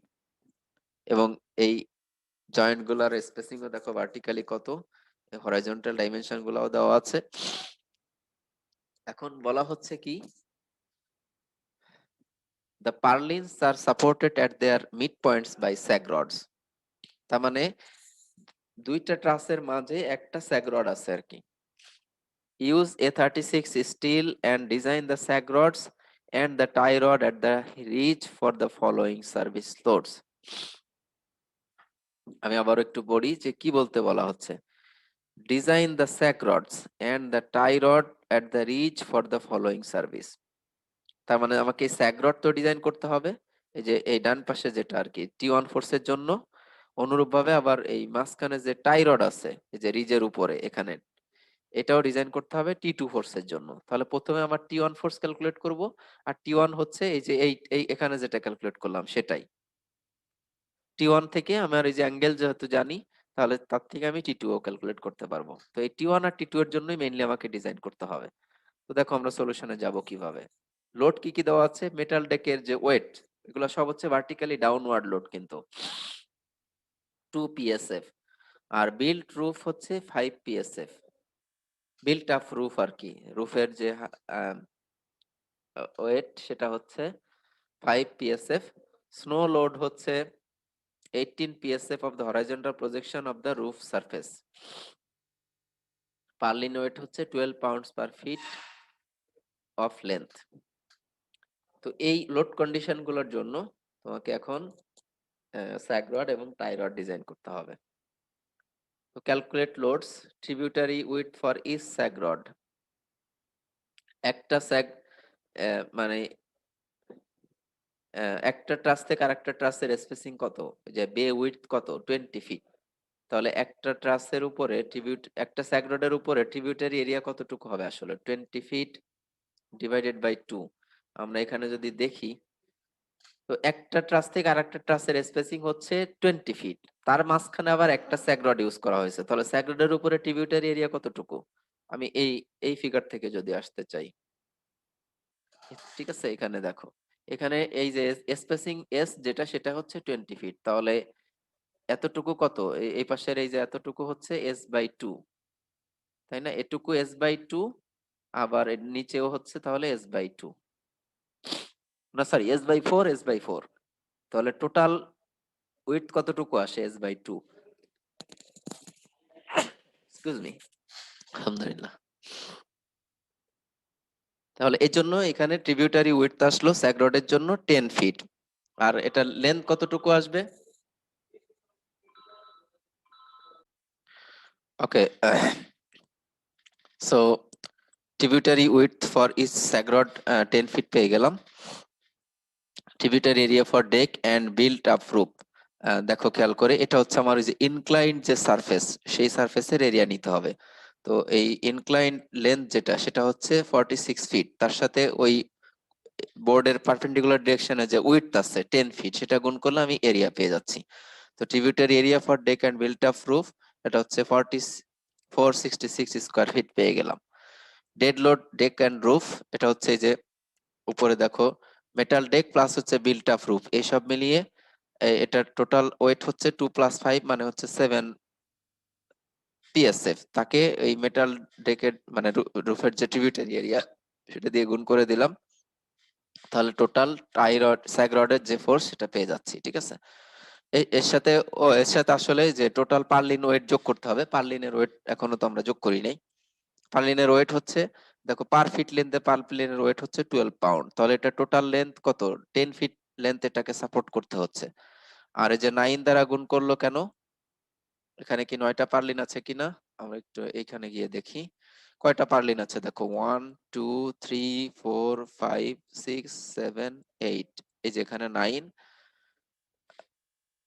এইটা এটার ওয়েট টু স্যাগরডকে আসলে এই স্যাগরডে তো ক্যালকুলেট নিতে হবে না, বাট এখানে যা দিয়েছে আমরা সেটাই ব্যবহার করি। বেসিক্যালি 8টা আসার কথা, নাকি আমরা গুণ করতে ভুল করতেছি, 1 2 3 4 5 6 7 8, 8টা হওয়ার কথা, এটাও নিয়েছে আর কি।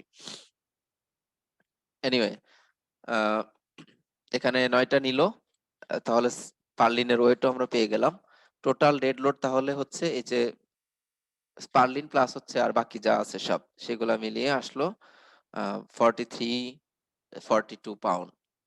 আর tributary area for snow load, এটা হচ্ছে 10 টাইমস 45। এখানে খেয়াল করো স্নো লোড যেটা দেওয়া আছে সেটা কিন্তু হরাইজন্টাল প্রজেকশনের উপরে, দেখো horizontal projection of the roof surface, তো হরাইজন্টাল যে লেন্থ এটা দেখো যে 45 ফিট আছে, এদিকে হচ্ছে 24 ফিট আর এদিকে 42 ফিটের হাফ, তার মানে 21 ফিট, তাহলে আলটিমেটলি 45 ফিট হচ্ছে, তাই না, এক পাশে। এজন্য এটাকে 18 কে গুণ করেছে, দেখো 10 টাইমস 45 গুণ করলাম, ট্রিবিউটার এরিয়া পেয়ে গেলাম, আর তার সাথে যে আরো 18 গুণ করলাম হচ্ছে স্নো লোড যেটা আছে সেটা দিয়ে, তাহলে স্নো লোডের কারণে টোটাল যে স্যাগ রোডের টেনশন আসবে আর কি সেটা পাবো। আলটিমেটলি এই টেনশন ডেড লোড প্লাস হচ্ছে এই স্নো লোডের সামেশন আর কি। তো এটা অবশ্যই ডেড লোড কম্বিনেশন যেগুলো আছে সেগুলো থেকে নিয়ে আসতে হবে। এই যে স্নো লোড সহ যে কম্বিনেশন, আমরা প্রথম ক্লাসে হয়তো কম্বিনেশন গুলো দেখেছি, দ্বিতীয় ক্লাসে প্রবলেমও করেছিলাম, সেখান থেকে এই কম্বিনেশন 2 এবং 3 আসছে। দেখো এখানে লাইভ লোড আসলে নাই, সেই জন্য লাইভ লোডের টার্ম গুলো দেখায় নাই, এখানে লেখা উচিত ছিল, বাট লাইভ লোড নাই মানে আসলে এখানে জিরো ধরছে আর কি, ঠিক আছে। তাহলে দুইটা থেকে দেখো কম্বিনেশন 3 আসলে বেশি ফোর্স দিচ্ছে, তাহলে কম্বিনেশন 3 কন্ট্রোলস, এবং আমি টাইরডের যে ফোর্স আর কি, দেখো for component parallel to roof, প্রথম হচ্ছে টাইরডের ফোর্স বের করেছে আর কি 18 পয়েন্ট, এই যে 170, এখান থেকেই দেখো এই যে এই কম্পোনেন্ট গুলো যদি দেখা যায় 18.17 পাউন্ড, 18.17 কিপ আর কি, এটা হচ্ছে যে ভার্টিক্যালি ডাউনওয়ার্ড কাজ করতেছে। তাহলে স্যাগ রোডের টেনশন আসলে কতটুকু? মজার কথা হলো স্যাগ রোডের, আমি এগুলোর স্যাগ রোডের টেনশন যদি বলে থাকি ভুল বলেছি, এগুলো আসলে ভার্টিক্যালি ডাউনওয়ার্ড ফোর্স। তো এই ভার্টিক্যালি ডাউনওয়ার্ড ফোর্সের যে কম্পোনেন্টটা স্যাগ রোডের অ্যাক্সিয়াল ফোর্স হিসেবে কাজ করবে সেটাই হচ্ছে আমার এই যে এই কম্পোনেন্টটা এখানে যেটা দেখাচ্ছি, সেটা আমরা বের করব। তো এর জন্য বের করতে পারি কি করে, এটার জাস্ট জিওমেট্রি থেকে, এই যে দেখো এই এটা হলো 45 ফিট, রাইজ হচ্ছে 12 ফিট, তাহলে এই অ্যাঙ্গেলটার মানে এই ইনক্লাইন্ড সারফেসের লেন্থ হচ্ছে 46 কি ফিট, তাহলে এই অ্যাঙ্গেল যেটা সেটাই কিন্তু এই অ্যাঙ্গেল, তাহলে এর থেকে তুমি কম্পোনেন্ট বের করতে পারো। দেখো এখানে বের করা হয়েছে এই যে 18.17 টাইমস হচ্ছে 12 ডিভাইডেড বাই 46, এর কম্পোনেন্ট নিয়ে নিলাম, তাহলে 4.69 কিপস। এটা হচ্ছে এই স্যাগ রডের টাই ফোর্স আর কি, ঠিক আছে, বা টেনশন ফোর্স। এরপরে আবার ওই যে উপরে যে টাই সেটার ফিগার এই যে ডান পাশে এখানে দেখানো, তাহলে এই স্যাগ রডের যে টেনশন ফোর্স এই যে পাশে T1 ছিল সেটা হলো 4.69 কিপ, তাহলে এই পাশে এই রিজের উপরে যে টাই রড আছে সেটাতে ফোর্স কত, পি, এটা কতটুকু আসবে, এই যে এই নিচের ফোর্স ডিস্ট্রিবিউশন থেকে দেখো খুব সহজে নির্ণয় করা যাচ্ছে। এখানে তুমি সামেশন অফ হরাইজন্টাল ফোর্স করো অথবা এই অ্যাঙ্গেলে নিয়ে করো, এই অ্যাঙ্গেলে নিয়ে করলে এটা তো ভার্টিক্যাল ফোর্স হয়ে যাবে এই প্লেনে, এইটা ইকুয়াল টু হবে এই পি ফোর্সের এই যে এই কম্পোনেন্ট আর কি। তো এখানে তোমরা এটাতেও ওস্তাদ কিভাবে কম্পোনেন্ট নিয়ে করতে হয়, এখানে যে ক্যালকুলেশন দেখানো আছে এবং তার জন্য রিকোয়ার্ড এরিয়া কতটুকু সেটা আমরা বের করে ফেললাম। তাহলে এই যে স্যাগ্রডের জন্য আমরা যে ফর্মুলা একটু আগে শিখে আসছিলাম, টি ডিভাইডেড বাই যে ফি টি টাইমস 0.75 এফইউ। এখানে একজন কোশ্চেন করেছে যে স্যার এখানে 0.75 ডাবল দুইবার কেন, একটা হচ্ছে যে টেনসাইল স্ট্রেংথকে এখানে সেফটির জন্য আসলে এইভাবে করা, আর এই যে ফি টি তো আসলে টি টি এর সাথে যে মানে কি কি বলা চলে, এটা হচ্ছে স্ট্রেংথ রিডাকশন ফ্যাক্টর, আর এই এফইউ এর হচ্ছে 75% এটার ফ্র্যাকচার স্ট্রেংথ দেওয়া হচ্ছে, এটা ওই জাস্ট সেফটি ইনশিওর করার জন্য আর কি, ঠিক আছে, এজন্য ডাবল 0.75 আসছে। তো এভাবে আমরা স্যাগ্রডের এরিয়া পেয়ে গেলাম, মানে রিকোয়ার্ড এরিয়া পেয়ে গেলাম। আমি এটার যে ডায়ামিটার ক্যালকুলেট করে ফেলতে পারি π/4d² করে, তাহলে ডায়ামিটার কত হবে, π/4d² ইকুয়াল টু হচ্ছে এই 0.143, 1434, তাহলে এটার ডায়ামিটার ডি কত লাগে, আমরা দেখলাম যে 5/8 ইঞ্চ ডায়ামিটার থ্রেডেড রড যদি ব্যবহার করি প্রোভাইডেড এরিয়া হয় 0.3068 ইঞ্চ, তাহলে এইটা প্রোভাইড করলেই হয়। তো এটা গেল হচ্ছে স্যাগ রড। এখন টাই রড যেটা ওই যে রিজের উপরে যেটা ব্যবহার করব সেটার ফোর্স হচ্ছে এখানে পি দেখানো আছে, তো পিটা ক্যালকুলেট করে নিল এই যে জিওমেট্রি থেকে, ঠিক আছে, এখানে অ্যাঙ্গেল না লিখে এই যে রাইজ বাই মানে অতিভুজ লম্বভূমি এগুলোর ব্যবহার করেছে এবং 4.85 কিপ আসছে। তো তার জন্য আমি এই যে সাইজ সিলেক্ট করে ফেললাম, ওই একই রড ব্যবহার করলে হয়ে যাচ্ছে। এভাবে খুব সিম্পলি আমরা স্যাগ রড ডিজাইন করে ফেলতে পারলাম। আমরা এখন যাব হচ্ছে এখানে এই এক্সপ্লানেশন গুলো আমি দিয়েছি যে এটা আসলে কন্টিনিউয়াস হলেও কিন্তু আমরা এটাকে যে দেখো এমন ভাবে কানেক্ট করব যাতে করে এই মেম্বার গুলা যে লঙ্গিটিউডিনাল অ্যাক্সিস তার একটা পয়েন্ট ইন্টারসেক্ট করে, ঠিক আছে। তাহলে আবার এটা কন্টিনিউয়াস হলো, এটাকে জাস্ট পিন কানেকশন ধরে আমরা অ্যানালাইসিস করব, সেটাও যে জাস্টিফাইড সেটার এক্সপ্লানেশন এখানে দেওয়া আছে। আমরা এখন একটা ট্রাসের টেনশন মেম্বার ডিজাইনে যাব আর কি। সিলেক্ট এ স্ট্রাকচারাল টি, দেখো এই যে T section, T double T section মানে যে এরকম শেপ সিলেক্ট করতে হবে। Select a structural T for the bottom chord of the Warren roof truss shown in figure 334। এই যে এখানে দেখো একটা ওয়ারেন ট্রাস দেখানো আছে, যেটার স্প্যান হচ্ছে 40 ফিট এবং প্রত্যেকটা কোয়ার্ডের লেন্থ হচ্ছে 5 ফিট করে, এভাবে 8টা এখানে স্পেসিং আছে আর কি। The trusses are welded and spaced at 20 feet. এই ট্রাস গুলা আসলে এই যে জয়েন্ট যেটা সেটা আছে ওয়েল্ডেড, সেটা বলা হচ্ছে, মানে জয়েন্ট গুলা ওয়েল্ডেড আর কি। আর এই একটা ট্রাস থেকে আর একটা ট্রাসের দূরত্ব হচ্ছে 20 feet. Assume that the bottom chord connection is made with 9 inch long longitudinal welds at the flange. তার মানে কানেকশন যেটা আমি ব্যবহার করব সেটাও এখানে বলে দেওয়া হচ্ছে যে 9 ইঞ্চ লং লংগিটিউডিনাল ওয়েল্ড ব্যবহার করব length ডিরেকশনে। Use A992 steel and the following load data. Wind is not considered in this example. আমরা যেটা করব সেটাতে কিন্তু উইন্ড অবশ্যই আসবে, আমরা উইন্ড ফোর্স ক্যালকুলেট করে তারপরে তার জন্য ডিজাইন করব। বাট এই এক্সাম্পলে উইন্ড মানে ডিসকার্ড করেছে, উইন্ড দিয়ে হয়তো ক্যালকুলেশন জটিল হয়ে যাবে, এই জন্য দেখাই নাই। শুধুমাত্র গ্র্যাভিটি লোডের জন্য করতে যাচ্ছে, মেইন কারণ এটাই। হরাইজন্টাল এখানে যে পাশে যে উইন্ড ফোর্স আসবে সেটার জন্য এখানে ল্যাটারাল ফোর্স, উইন্ড ফোর্স এই যে এই জয়েন্টে আর নিচের জয়েন্ট আলটিমেটলি আসবে, তো সেটার জন্য অ্যানালাইসিস করে আর দেখাবে না, এই কারণে ওটা ইউজ করে নাই। বাট তোমরা যখন প্র্যাকটিস করবে বা আমরা যে অ্যাসাইনমেন্ট করব তাতে অবশ্যই উইন্ড লোড থাকবে। তো এই ডেড লোড যা দেওয়া আছে দেখো, পার্লিনের সাইজ বলা আছে M8.8 ডিভাইড টাইমস হচ্ছে 6.5, তার মানে এই পার্লিনের প্রতি ফিটের ওয়েট হচ্ছে 6.5 পাউন্ড। কিন্তু স্নো লোড দেওয়া আছে 20 psf অফ হরাইজন্টাল প্রজেকশন। এখানে আমার ট্রাস যেটা দেখো এটার ইনক্লাইন না, তার মানে হরাইজন্টাল প্রজেকশন হচ্ছে এটার স্প্যান যা তাই হবে। মেটাল ডেক হচ্ছে 2 psf, রুফিং হচ্ছে 4 psf, ইনসুলেশন 3 psf। সব ডেড লোড আমার এখানে বলা আছে পার স্কোয়ার ফিটে অথবা পার লিনের জন্য পার লেন্থে সেলফ ওয়েট দেওয়া আছে। এই ট্রাসের হাইটও বলা আছে, স্প্যান লেন্থ দেওয়া আছে। আমাকে ক্যালকুলেট করতে হবে structural T for the bottom chord of the Warren truss. তো এখানে যে বটম কর্ড, আমি আবারও এখানে একটু লিখতে চাই, ট্রাসের সাধারণত এই বটম যে মেম্বার গুলা থাকে এগুলাকে বলি আমরা বটম কর্ড। ঠিক আছে, এর প্রত্যেকটাই হচ্ছে বটম কর্ড মেম্বার,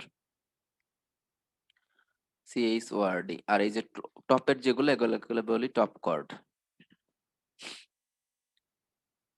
তারপরে ভার্টিক্যাল গুলাকে বলি হচ্ছে ভার্টিক্যালস, আর ইনক্লাইন যেগুলো এগুলোকে বলি হচ্ছে ওয়েব মেম্বার। সাধারণত ট্রাসে আমরা এই 4 ধরনের মেম্বারই বলি। তো এখানে আমি একটু আগেও বলেছি আবারও বলছি যে আমি ট্রাস অ্যানালাইসিস করলে দেখব যে এই ট্রাস এর এই মেম্বারের তুলনায় এটাতে ফোর্স বেশি, তারপর আরো ফোর্স বেশি, তারপর আরো বেশি, একবারে মিডলটাই আরো বেশি হবে। যত আমি ডান দিকে যাব এই ট্রাসের জন্য অ্যানালাইসিসে দেখব যে টেনশন ফোর্স এই বটম কর্ডে বেশি আসবে, গ্র্যাভিটি লোডের জন্য বটম কর্ডে টেনশন আসে, টপ কর্ড গুলোতে কম্প্রেশন আসে। তো এখানে গ্র্যাভিটি লোড ছাড়া আর অন্য ল্যাটারাল লোড নাই, এই কারণে এই বটম কর্ড মেম্বারে শুধু টেনশন ফোর্সই আসবে, তার জন্য একটা সেকশন সিলেক্ট করতে হবে। তো দেখো বিভিন্ন মেম্বারে কিন্তু ফোর্স ডিফারেন্ট আসতেছে, তাহলে ডিফারেন্ট ফোর্সের জন্য আমি সাইজ ডিফারেন্ট সিলেক্ট করতে পারি, ইকোনমিক ডিজাইন হবে।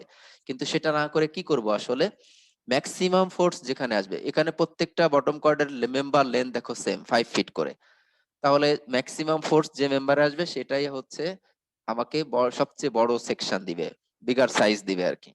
তো এই বিগার সাইজ মেম্বার সিলেক্ট করে আমি অন্যান্য মেম্বার গুলাতেও একই সাইজ সিলেক্ট ব্যবহার করব।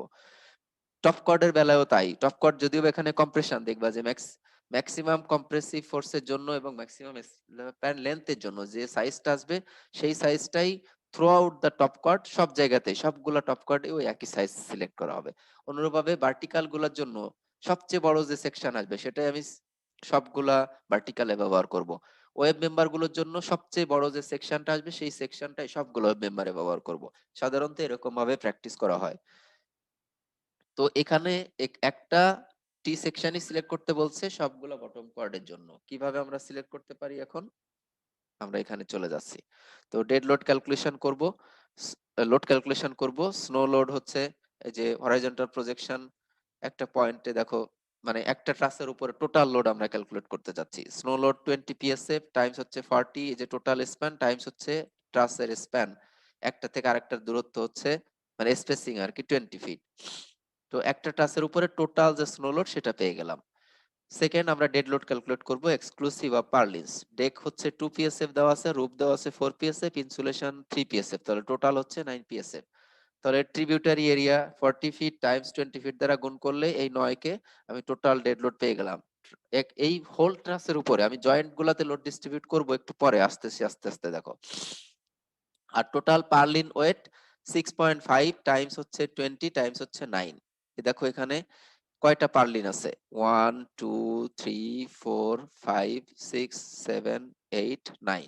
টোটাল পার্লিন ওয়েট হচ্ছে 9টা, মানে 9টা পার্লিন। এবং এই পার্লিনের লেন্থ হচ্ছে পারপেন্ডিকুলার ডিরেকশনে প্রতিটা পার্লিনের লেন্থ হচ্ছে 20 ফিট, মানে একটা ট্রাসের উপরে যতটুকু পার্লিন আছে ওই পাশে 10 ফিট এ পাশে 10 ফিট, মোট 20 ফিট। আর 6.5 যেটা সেটা হচ্ছে পার্লিনের পার ফিটের ইউনিট লেন্থ, এই যে ইউনিট ওয়েট 6.5 পাউন্ড আর কি, সেটা আসছে। তো এইভাবে করে আমি টোটাল পার্লিনের ওয়েটও পেয়ে গেলাম।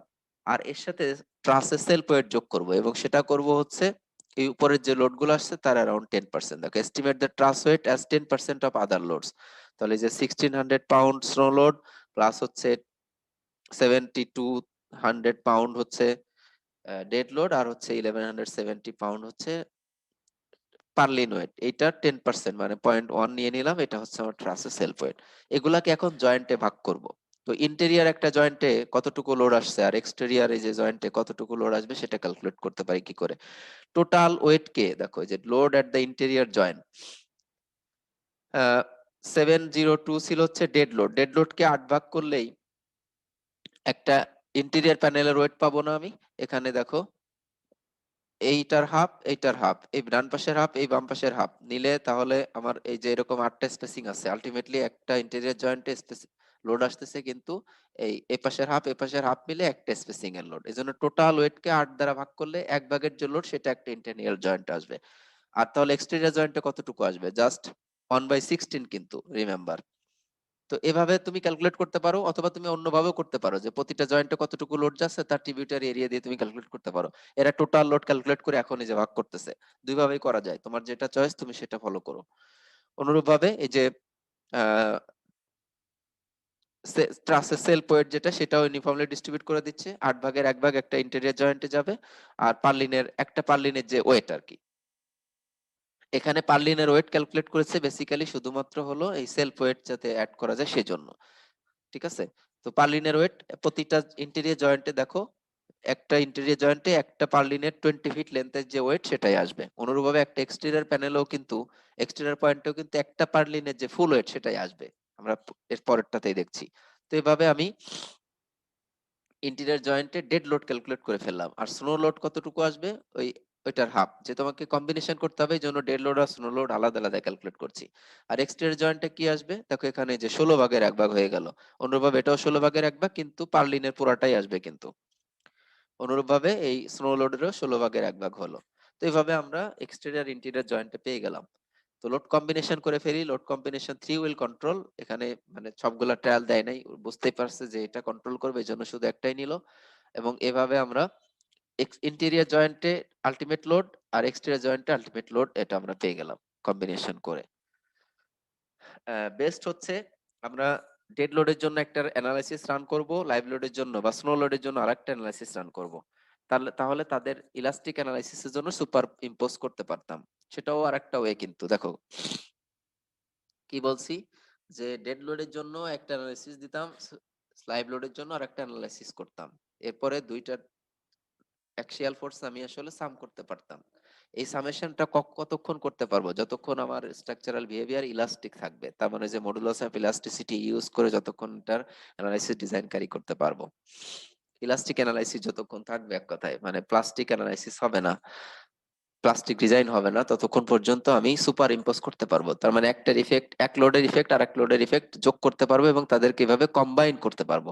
কম্বিনেশন ইনইলাস্টিক অ্যানালাইসিসও হবে, কিন্তু এই সুপার ইম্পোজ সুপার ইম্পোজ যেটা মানে একটার সাথে আর একটা ডিরেক্টলি সামেশন যোগ, এটা হবে না, ওটা অন্য ওয়েতে হবে তখন। তো সেটা মানে এই ক্যালকুলেশনটা তুমি যে দুইভাবে করতে পারো, আমি এটাই বলতে চাচ্ছি যে ডেড লোড লাইভ লোডের জন্য আলাদা আলাদা তুমি অ্যানালাইসিস রান করে তারপরে তাদের অ্যাকচুয়াল নেট ইফেক্টটা বের করতে পারো জাস্ট সামেশন করে, অ্যালজেব্রিক সাম করে। আর এখানে যেটা করেছে দুইটাই যেহেতু গ্র্যাভিটি ডিরেকশনে, ডেড লোড এবং স্নো লোড, তাহলে এদের কম্বাইন্ড ইফেক্টটা একবারে নিয়ে নিল, তার মানে একটা অ্যানালাইসিস করলে হয়ে যাচ্ছে। দেখো ইফিশিয়েন্ট ডিজাইনার তোমাকে এভাবে হতে হবে যে সময় কম লাগবে কোন পথে গেলে সেই পথটাই তোমাকে সিলেক্ট করতে হবে। হ্যাঁ, যদি মনে করো ৮টা ১০টা করে লোড কম্বিনেশন চলে আসে, তখন অ্যানালাইসিস কিন্তু শুধুমাত্র একটা লোড কম্পোনেন্টের জন্য করাই বেটার। তোমার হয়তো ৪ টাইপের লোড আছে, ৪টা অ্যানালাইসিস দরকার, কিন্তু কম্বিনেশন হয়ে যাবে ১৬টা, হয়তো 16। তখন ১৬টা অ্যানালাইসিসের চেয়ে ৪টা অ্যানালাইসিস কিন্তু অনেক সহজ, কিন্তু কম্বিনেশন গুলো পরে আমি খুব সহজে সামেশন এডিশন করে করতে পারবো। সো এইভাবে তোমাকে বেস্ট টাইম সেভিং ওয়ে বের করতে হবে আর কি। এখন এটার দেখো লোড গুলা ক্যালকুলেশনের পরে আমি লোড গুলা কিভাবে বসিয়ে দিয়েছি। এটা যে এক্সটেরিয়র পয়েন্টে আমার লোড আসছে হলো 2.49 কিপস, আর ইন্টেরিয়র পয়েন্টে লোড আসছে 4.802 কিপস। এসবগুলা বসিয়ে এখন আমার এই ট্রাস অ্যানালাইসিস করে কর্ড ফোর্স বের করতে হবে। আমাকে তো একটা বটম কর্ড সিলেক্ট করতে হলে আমাকে প্রথমেই বের করতে হবে প্রত্যেকটা কর্ড ফোর মেম্বারের ফোর্স। তার জন্য আমি প্রত্যেকটা স্পেসিং এ সেকশন নিয়ে এই বরাবর সেকশন নিতে পারি, তাহলে এফজি এর ফোর্স পেয়ে যাব। এই বরাবর সেকশন নিলে জিএইচ এর ফোর্স পাবো, এই বরাবর নিলে এইচ আই এর ফোর্স পাবো, এই বরাবর নিলে আইজে এর ফোর্স পেয়ে যাব। তো আমরা আসলে মানে ওরা এক্সপিরিয়েন্স থেকে দেখেছে, তোমরা এক্সপিরিয়েন্সটা নিতে পারো। এরকম যদি হয় তাহলে সবচেয়ে বেশি টেনশন ফোর্স আছে মিড স্প্যানের দিকে যে কর্ড মেম্বার আছে সেটাতে। এ কারণে ওরা এই যে দেখো আইজে বরাবর এই যে এ এ সেকশন নিয়েছে। তো তোমরা জানো ট্রাস আসলে অ্যানালাইসিস জয়েন্ট মেথডে করা যায়, সেকশন মেথডেও করা যায়। জয়েন্ট মেথডে করতে হলে সাপোর্ট থেকে শুরু করতে হয়, সাপোর্ট রিঅ্যাকশন ক্যালকুলেশন করে। আর আমার জাস্ট ইন্টারেস্ট যদি কোনো একটা স্পেসিফিক ট্রাস মেম্বারে হয় তখন সেকশন মেথডটা হচ্ছে মোস্ট এফিশিয়েন্ট। তো আমি এটা যদি জয়েন্ট মেথডে করতে চাই, এফ থেকে শুরু করে জি এইচ আই এতগুলো ক্যালকুলেশনের পরে তারপরে আমি আই এইচ আই যেতে পৌঁছাবো। কিন্তু আমি সেকশন মেথড ইউজ করলে দেখো একবারে আই জে মেম্বারের ফোর্স পেয়ে যাব খুব সহজেই। তো তার জন্য প্রথমেই আমাকে আসলে সাপোর্ট রিঅ্যাকশন ক্যালকুলেট করতে হবে। যেহেতু ইকুইলিব্রিয়ামের ইকুয়েশন বের করে এটা করা যায়, আর সিম্পলি আমরা দেখতে পাচ্ছি এটা সিমেট্রিক টাস, লোডিং ও সিমেট্রিক, স্প্যানও সিমেট্রিক, তাহলে হাফ টোটাল ফোর্সের হাফ হবে লেফট রিঅ্যাকশন, হাফ হবে রাইট রিঅ্যাকশন। হরাইজন্টাল কোনো ফোর্স নাই, হরাইজন্টাল রিঅ্যাকশন জিরো। তো এভাবে করে আমি জাস্ট এ এ বরাবর এই যে কেটে ফেললাম। সেকশন নেওয়া মানে কিন্তু কেটে ফেলা, কেটে ফেলে হয় রাইট সাইড নিব অথবা লেফট সাইড নিব। সেই এখানে লেফট সাইড কনসিডার করা হয়েছে দেখো, লেফট সাইডটা লিখলাম। এখন যে যে মেম্বার গুলা কাটা পড়েছে সেই মেম্বার গুলাতে আমি ফোর্স জানি না কি ধরনের ফোর্স আসবে। যদি জয়েন্ট থেকে দূরে আসলে দেখো এটা হচ্ছে দেখো যে টেনশন মেম্বার, এটাও টেনশন মেম্বার ধরা হলো। আর আমি না চাইলেও জাস্ট যে কোনো এক ডিরেকশনে আরো আসলে ধরে নিব। তো আমি আই যে মেম্বারের ফোর্স এই যে এফ আই যে যেটা সেটা বের করতে চাচ্ছি, তাহলে এই যে ই পয়েন্টে মোমেন্ট নিব। তো এখানে ফ্রি বডি করে ফেললাম, এবং ফ্রি বডির করার শর্তই হচ্ছে এটাও কিন্তু ইকুইলিব্রিয়ামের যে তিনটা শর্ত সেগুলো স্যাটিসফাই করবে। ঠিক আছে, হরাইজন্টাল ফোর্সের সামেশন জিরো হবে, ভার্টিক্যাল ফোর্সের সামেশন জিরো হবে, আর summation of moment equal to zero হতে হবে। ইকুইলিব্রিয়াম তুমি যদি ফ্রি বডি করো, ফ্রি বডির ইকুইলিব্রিয়াম অবশ্যই অর্জিত হতে হবে। তো আমি এখন ই পয়েন্টের মোমেন্ট যদি নেই, তাহলে ই পয়েন্টের রেসপেক্টে এই পুরা যে ফ্রি বডি করলাম লেফট সাইডের এই লেফট সাইড ইকুইলিব্রিয়াম থাকতে হবে।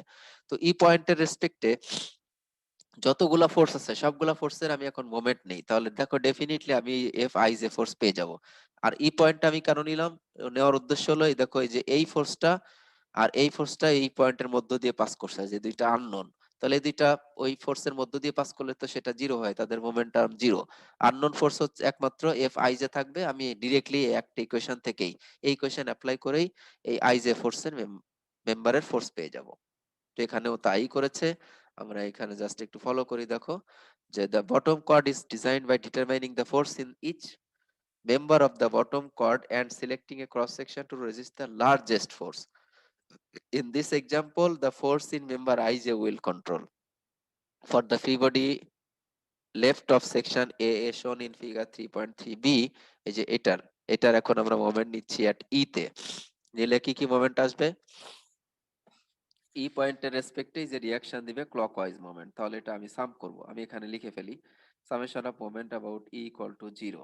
তাহলে 19.29 কিপ, এটা দিবে ক্লকওয়াইজ মোমেন্ট, আমরা ক্লকওয়াইজ পজিটিভ ধরি ফর এক্সাম্পল।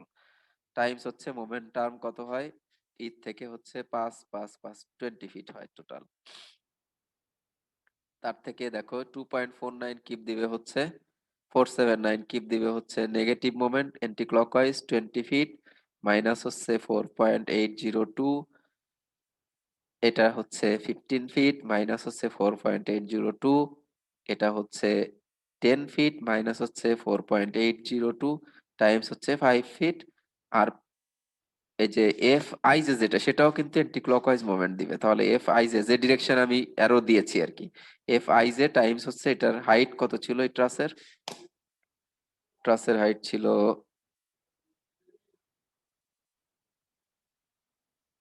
4 ফিট। তাহলে এখানে আরো 4 ফিট গুণ হবে, এফ আই এর সাথে গুণ হবে 4 ফিট। এছাড়া আর কোন এক্সটার্নাল ফোর্স নেই, ইকুয়াল টু 0। তাহলে এখান থেকে আমি এফ আই জে ডিরেক্টলি পেয়ে যাব। দেখি ওরা কতটুকু লিখেছে, আমরা যা লিখেছি তাই কিনা। দেখো এই যে 19.29 times 20 minus 2.49 20, 4.80 times 15, 4.80 times 10, 4.80 times 5, আর minus 4 times F I J. তো এর থেকে আমি আই জে এর ফোর্স পেয়ে গেলাম 448.04 কিপস। এবং এটা দেখো এই যে যে ডিরেকশন দেখাইছি তাতে এটা জয়েন্ট থেকে অ্যাওয়ে যদি হয় তাহলে এটা হচ্ছে টেনশন আর কি। তো এফ আই জে ফোর্স যেটা, সেটা টেনশন ফোর্স আসছে, এবং তার ম্যাগনিটিউড হলো কম্বাইন্ড লোডের জন্য 48.04 কিপস। তো এই 48.04 কিপস এর জন্য আমি এখন টেনশন মেম্বার ডিজাইন করতে চাই। তার মানে আমার গ্রস এরিয়া সিলেক্ট করতে হবে, ইফেক্টিভ এরিয়া বা নেট এরিয়াও সিলেক্ট করতে হবে। রিমেম্বার আমি কিন্তু এখানে প্রবলেম স্টেটমেন্টে বলে নিচ্ছি যে আমি লঙ্গিচুডিনাল ওয়েল্ডেড কানেকশন ইউজ করব। কোথায় দেখো এই যে, assume that bottom cord connection is made with 9-inch long longitudinal welds at the flange। আর আমি সেকশন যেটা সিলেক্ট করব সেটা হবে স্ট্রাকচারাল টি, অ্যাঙ্গেল নয় কিন্তু, টি সেকশন সিলেক্ট করব। এখন তাহলে দেখা যাক যে এই ফোর্সের জন্য ডাবল টি স্ট্রাকচারাল টি কিভাবে সিলেক্ট করি। তাহলে আমার ইল্ডিং এর জন্য গ্রস এরিয়া কতটুকু লাগবে, force divided by 0.99 F Y. F Y হচ্ছে A992 স্টিলের জন্য 50 কেএসআই, স্টিলটা হচ্ছে A992 কিন্তু, তাই না? এই যে A992 steel and the following data is used.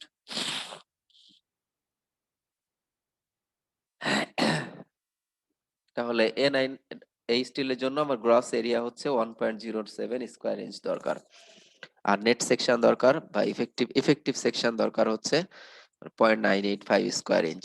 এখন ট্রাই অ্যান এমটি স্ট্রাকচারাল টি, এটা হচ্ছে এমটি মানে হচ্ছে মিসসেলানিয়াস টি, ঠিক আছে? টি এর সাথে এমটি সেকশন আছে, আমরা ডিজাইন টেবিলে ডাইমেনশন টেবিলে গিয়ে দেখব। Try an empty 5 Times 7 3.75। তো সেখানে এটার এজি হয় হচ্ছে 1.1 স্কয়ার ইঞ্চ, 1 পয়েন্ট যা রিকোয়ার্ড এরিয়ার চেয়ে বেশি, তাহলে ওকে হলো। আমি যাচ্ছি টেবিলে তোমাদের দেখাবো যে এজিটা 1.1 স্কয়ার ইঞ্চ হলো কিনা। আমরা দেখেই আসি, এটা যেতে হবে ডাইমেনশন টেবিলের এম টি সেকশনে। এটা হচ্ছে ডব্লিউ সেকশন, এম সি তে আসছি, অ্যাঙ্গেল আসছে, ডব্লিউ টি আসছে, এটা হচ্ছে হোয়াইট টি আর কি, ডব্লিউ টি হচ্ছে হোয়াইট টি, আর এরপর আসবে হচ্ছে এমটি। দেখো এই যে এমটি শেপস। তো আমাদের রিকোয়ার্ড এরিয়া হচ্ছে 1.09 স্কয়ার ইঞ্চ, সম্ভবত 1.09 এর চেয়ে বেশি। যে এমটি ওরা কোনটা সিলেক্ট করলো, এমটি একটু দেখে আসি, এমটি 5 টাইমস 3.75, এমটি 5 টাইমস 3.75, এই যে এটা সিলেক্ট করেছে, এই যে আমার কার্সরটা যেখানে, এখানে, ঠিক আছে? তাহলে তার ক্রস সেকশনের এরিয়া হচ্ছে 1.1 স্কয়ার ইঞ্চ। এটার আর কি লাগবে, আর যা লাগবে আমরা পরে দেখে নেই।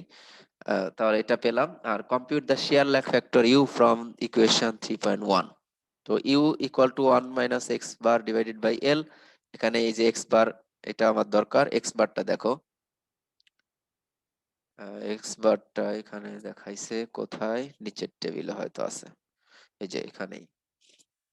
এটা আসলে পাশাপাশি, যে জন্য বই থেকে বই হলে বুঝতে সহজ হতো, এখন এখানে কোন রোতে ছিল সেটা নিয়ে আসতে হবে।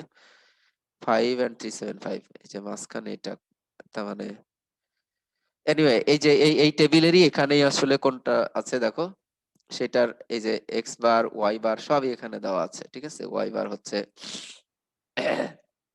এটা মনে হয় 1.51 অথবা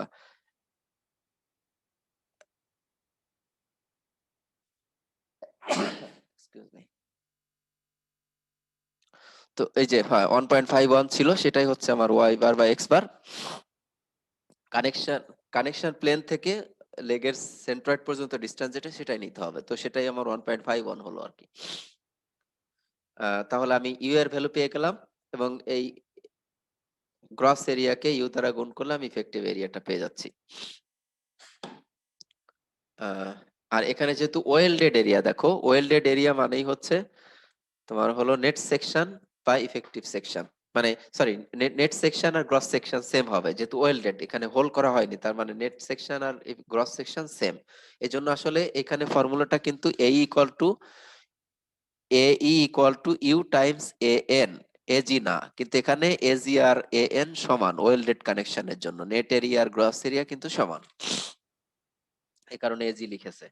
তো এজি কে আমি ইউ দ্বারা গুণ করলাম, ইফেক্টিভ এরিয়া পেয়ে গেলাম, যেটা রিকোয়ার্ড যে এরিয়া আমার, এই যে দেখো এফেক্টিভ এরিয়া রিকোয়ার্ড হচ্ছে 0.985 স্কয়ার ইঞ্চ, অথচ প্রোভাইডেড হচ্ছে 0.92। সো এটা কম, নট গুড।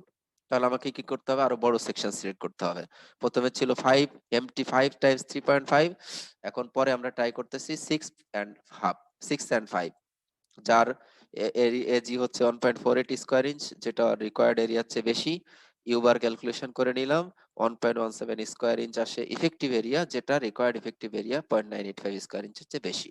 তাহলে এটা আমরা সিলেক্ট করতে পারি, এবং আলটিমেটলি এটার আসলে সিলিন্ডারনেস রেশিও আমাকে চেক করতে হচ্ছে, এবং আমরা দেখলাম যে তা 300 এর চেয়ে কম। তাহলে আমাদের ডিজাইন সিলেকশন হচ্ছে ইউজ অ্যান এমটি 6.5, 6 and 5। তো এটার এই যে সেকশন সিলেক্ট করলাম সেটার টোটাল ডেপথ হচ্ছে এই 6 ইঞ্চ, আর প্রতি ফিটে এটার ওয়েট হচ্ছে 5 পাউন্ড করে।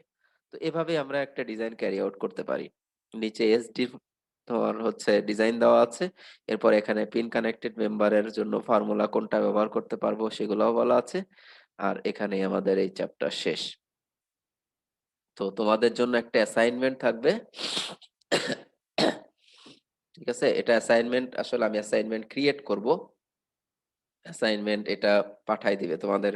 এই বইয়েরই একটা অ্যাসাইনমেন্ট আমি হচ্ছে দিয়ে দিতে চাই, যেটা দিব হলো বেসিক্যালি এটা অ্যানালাইসিস দিব না একটা। আচ্ছা, আমরা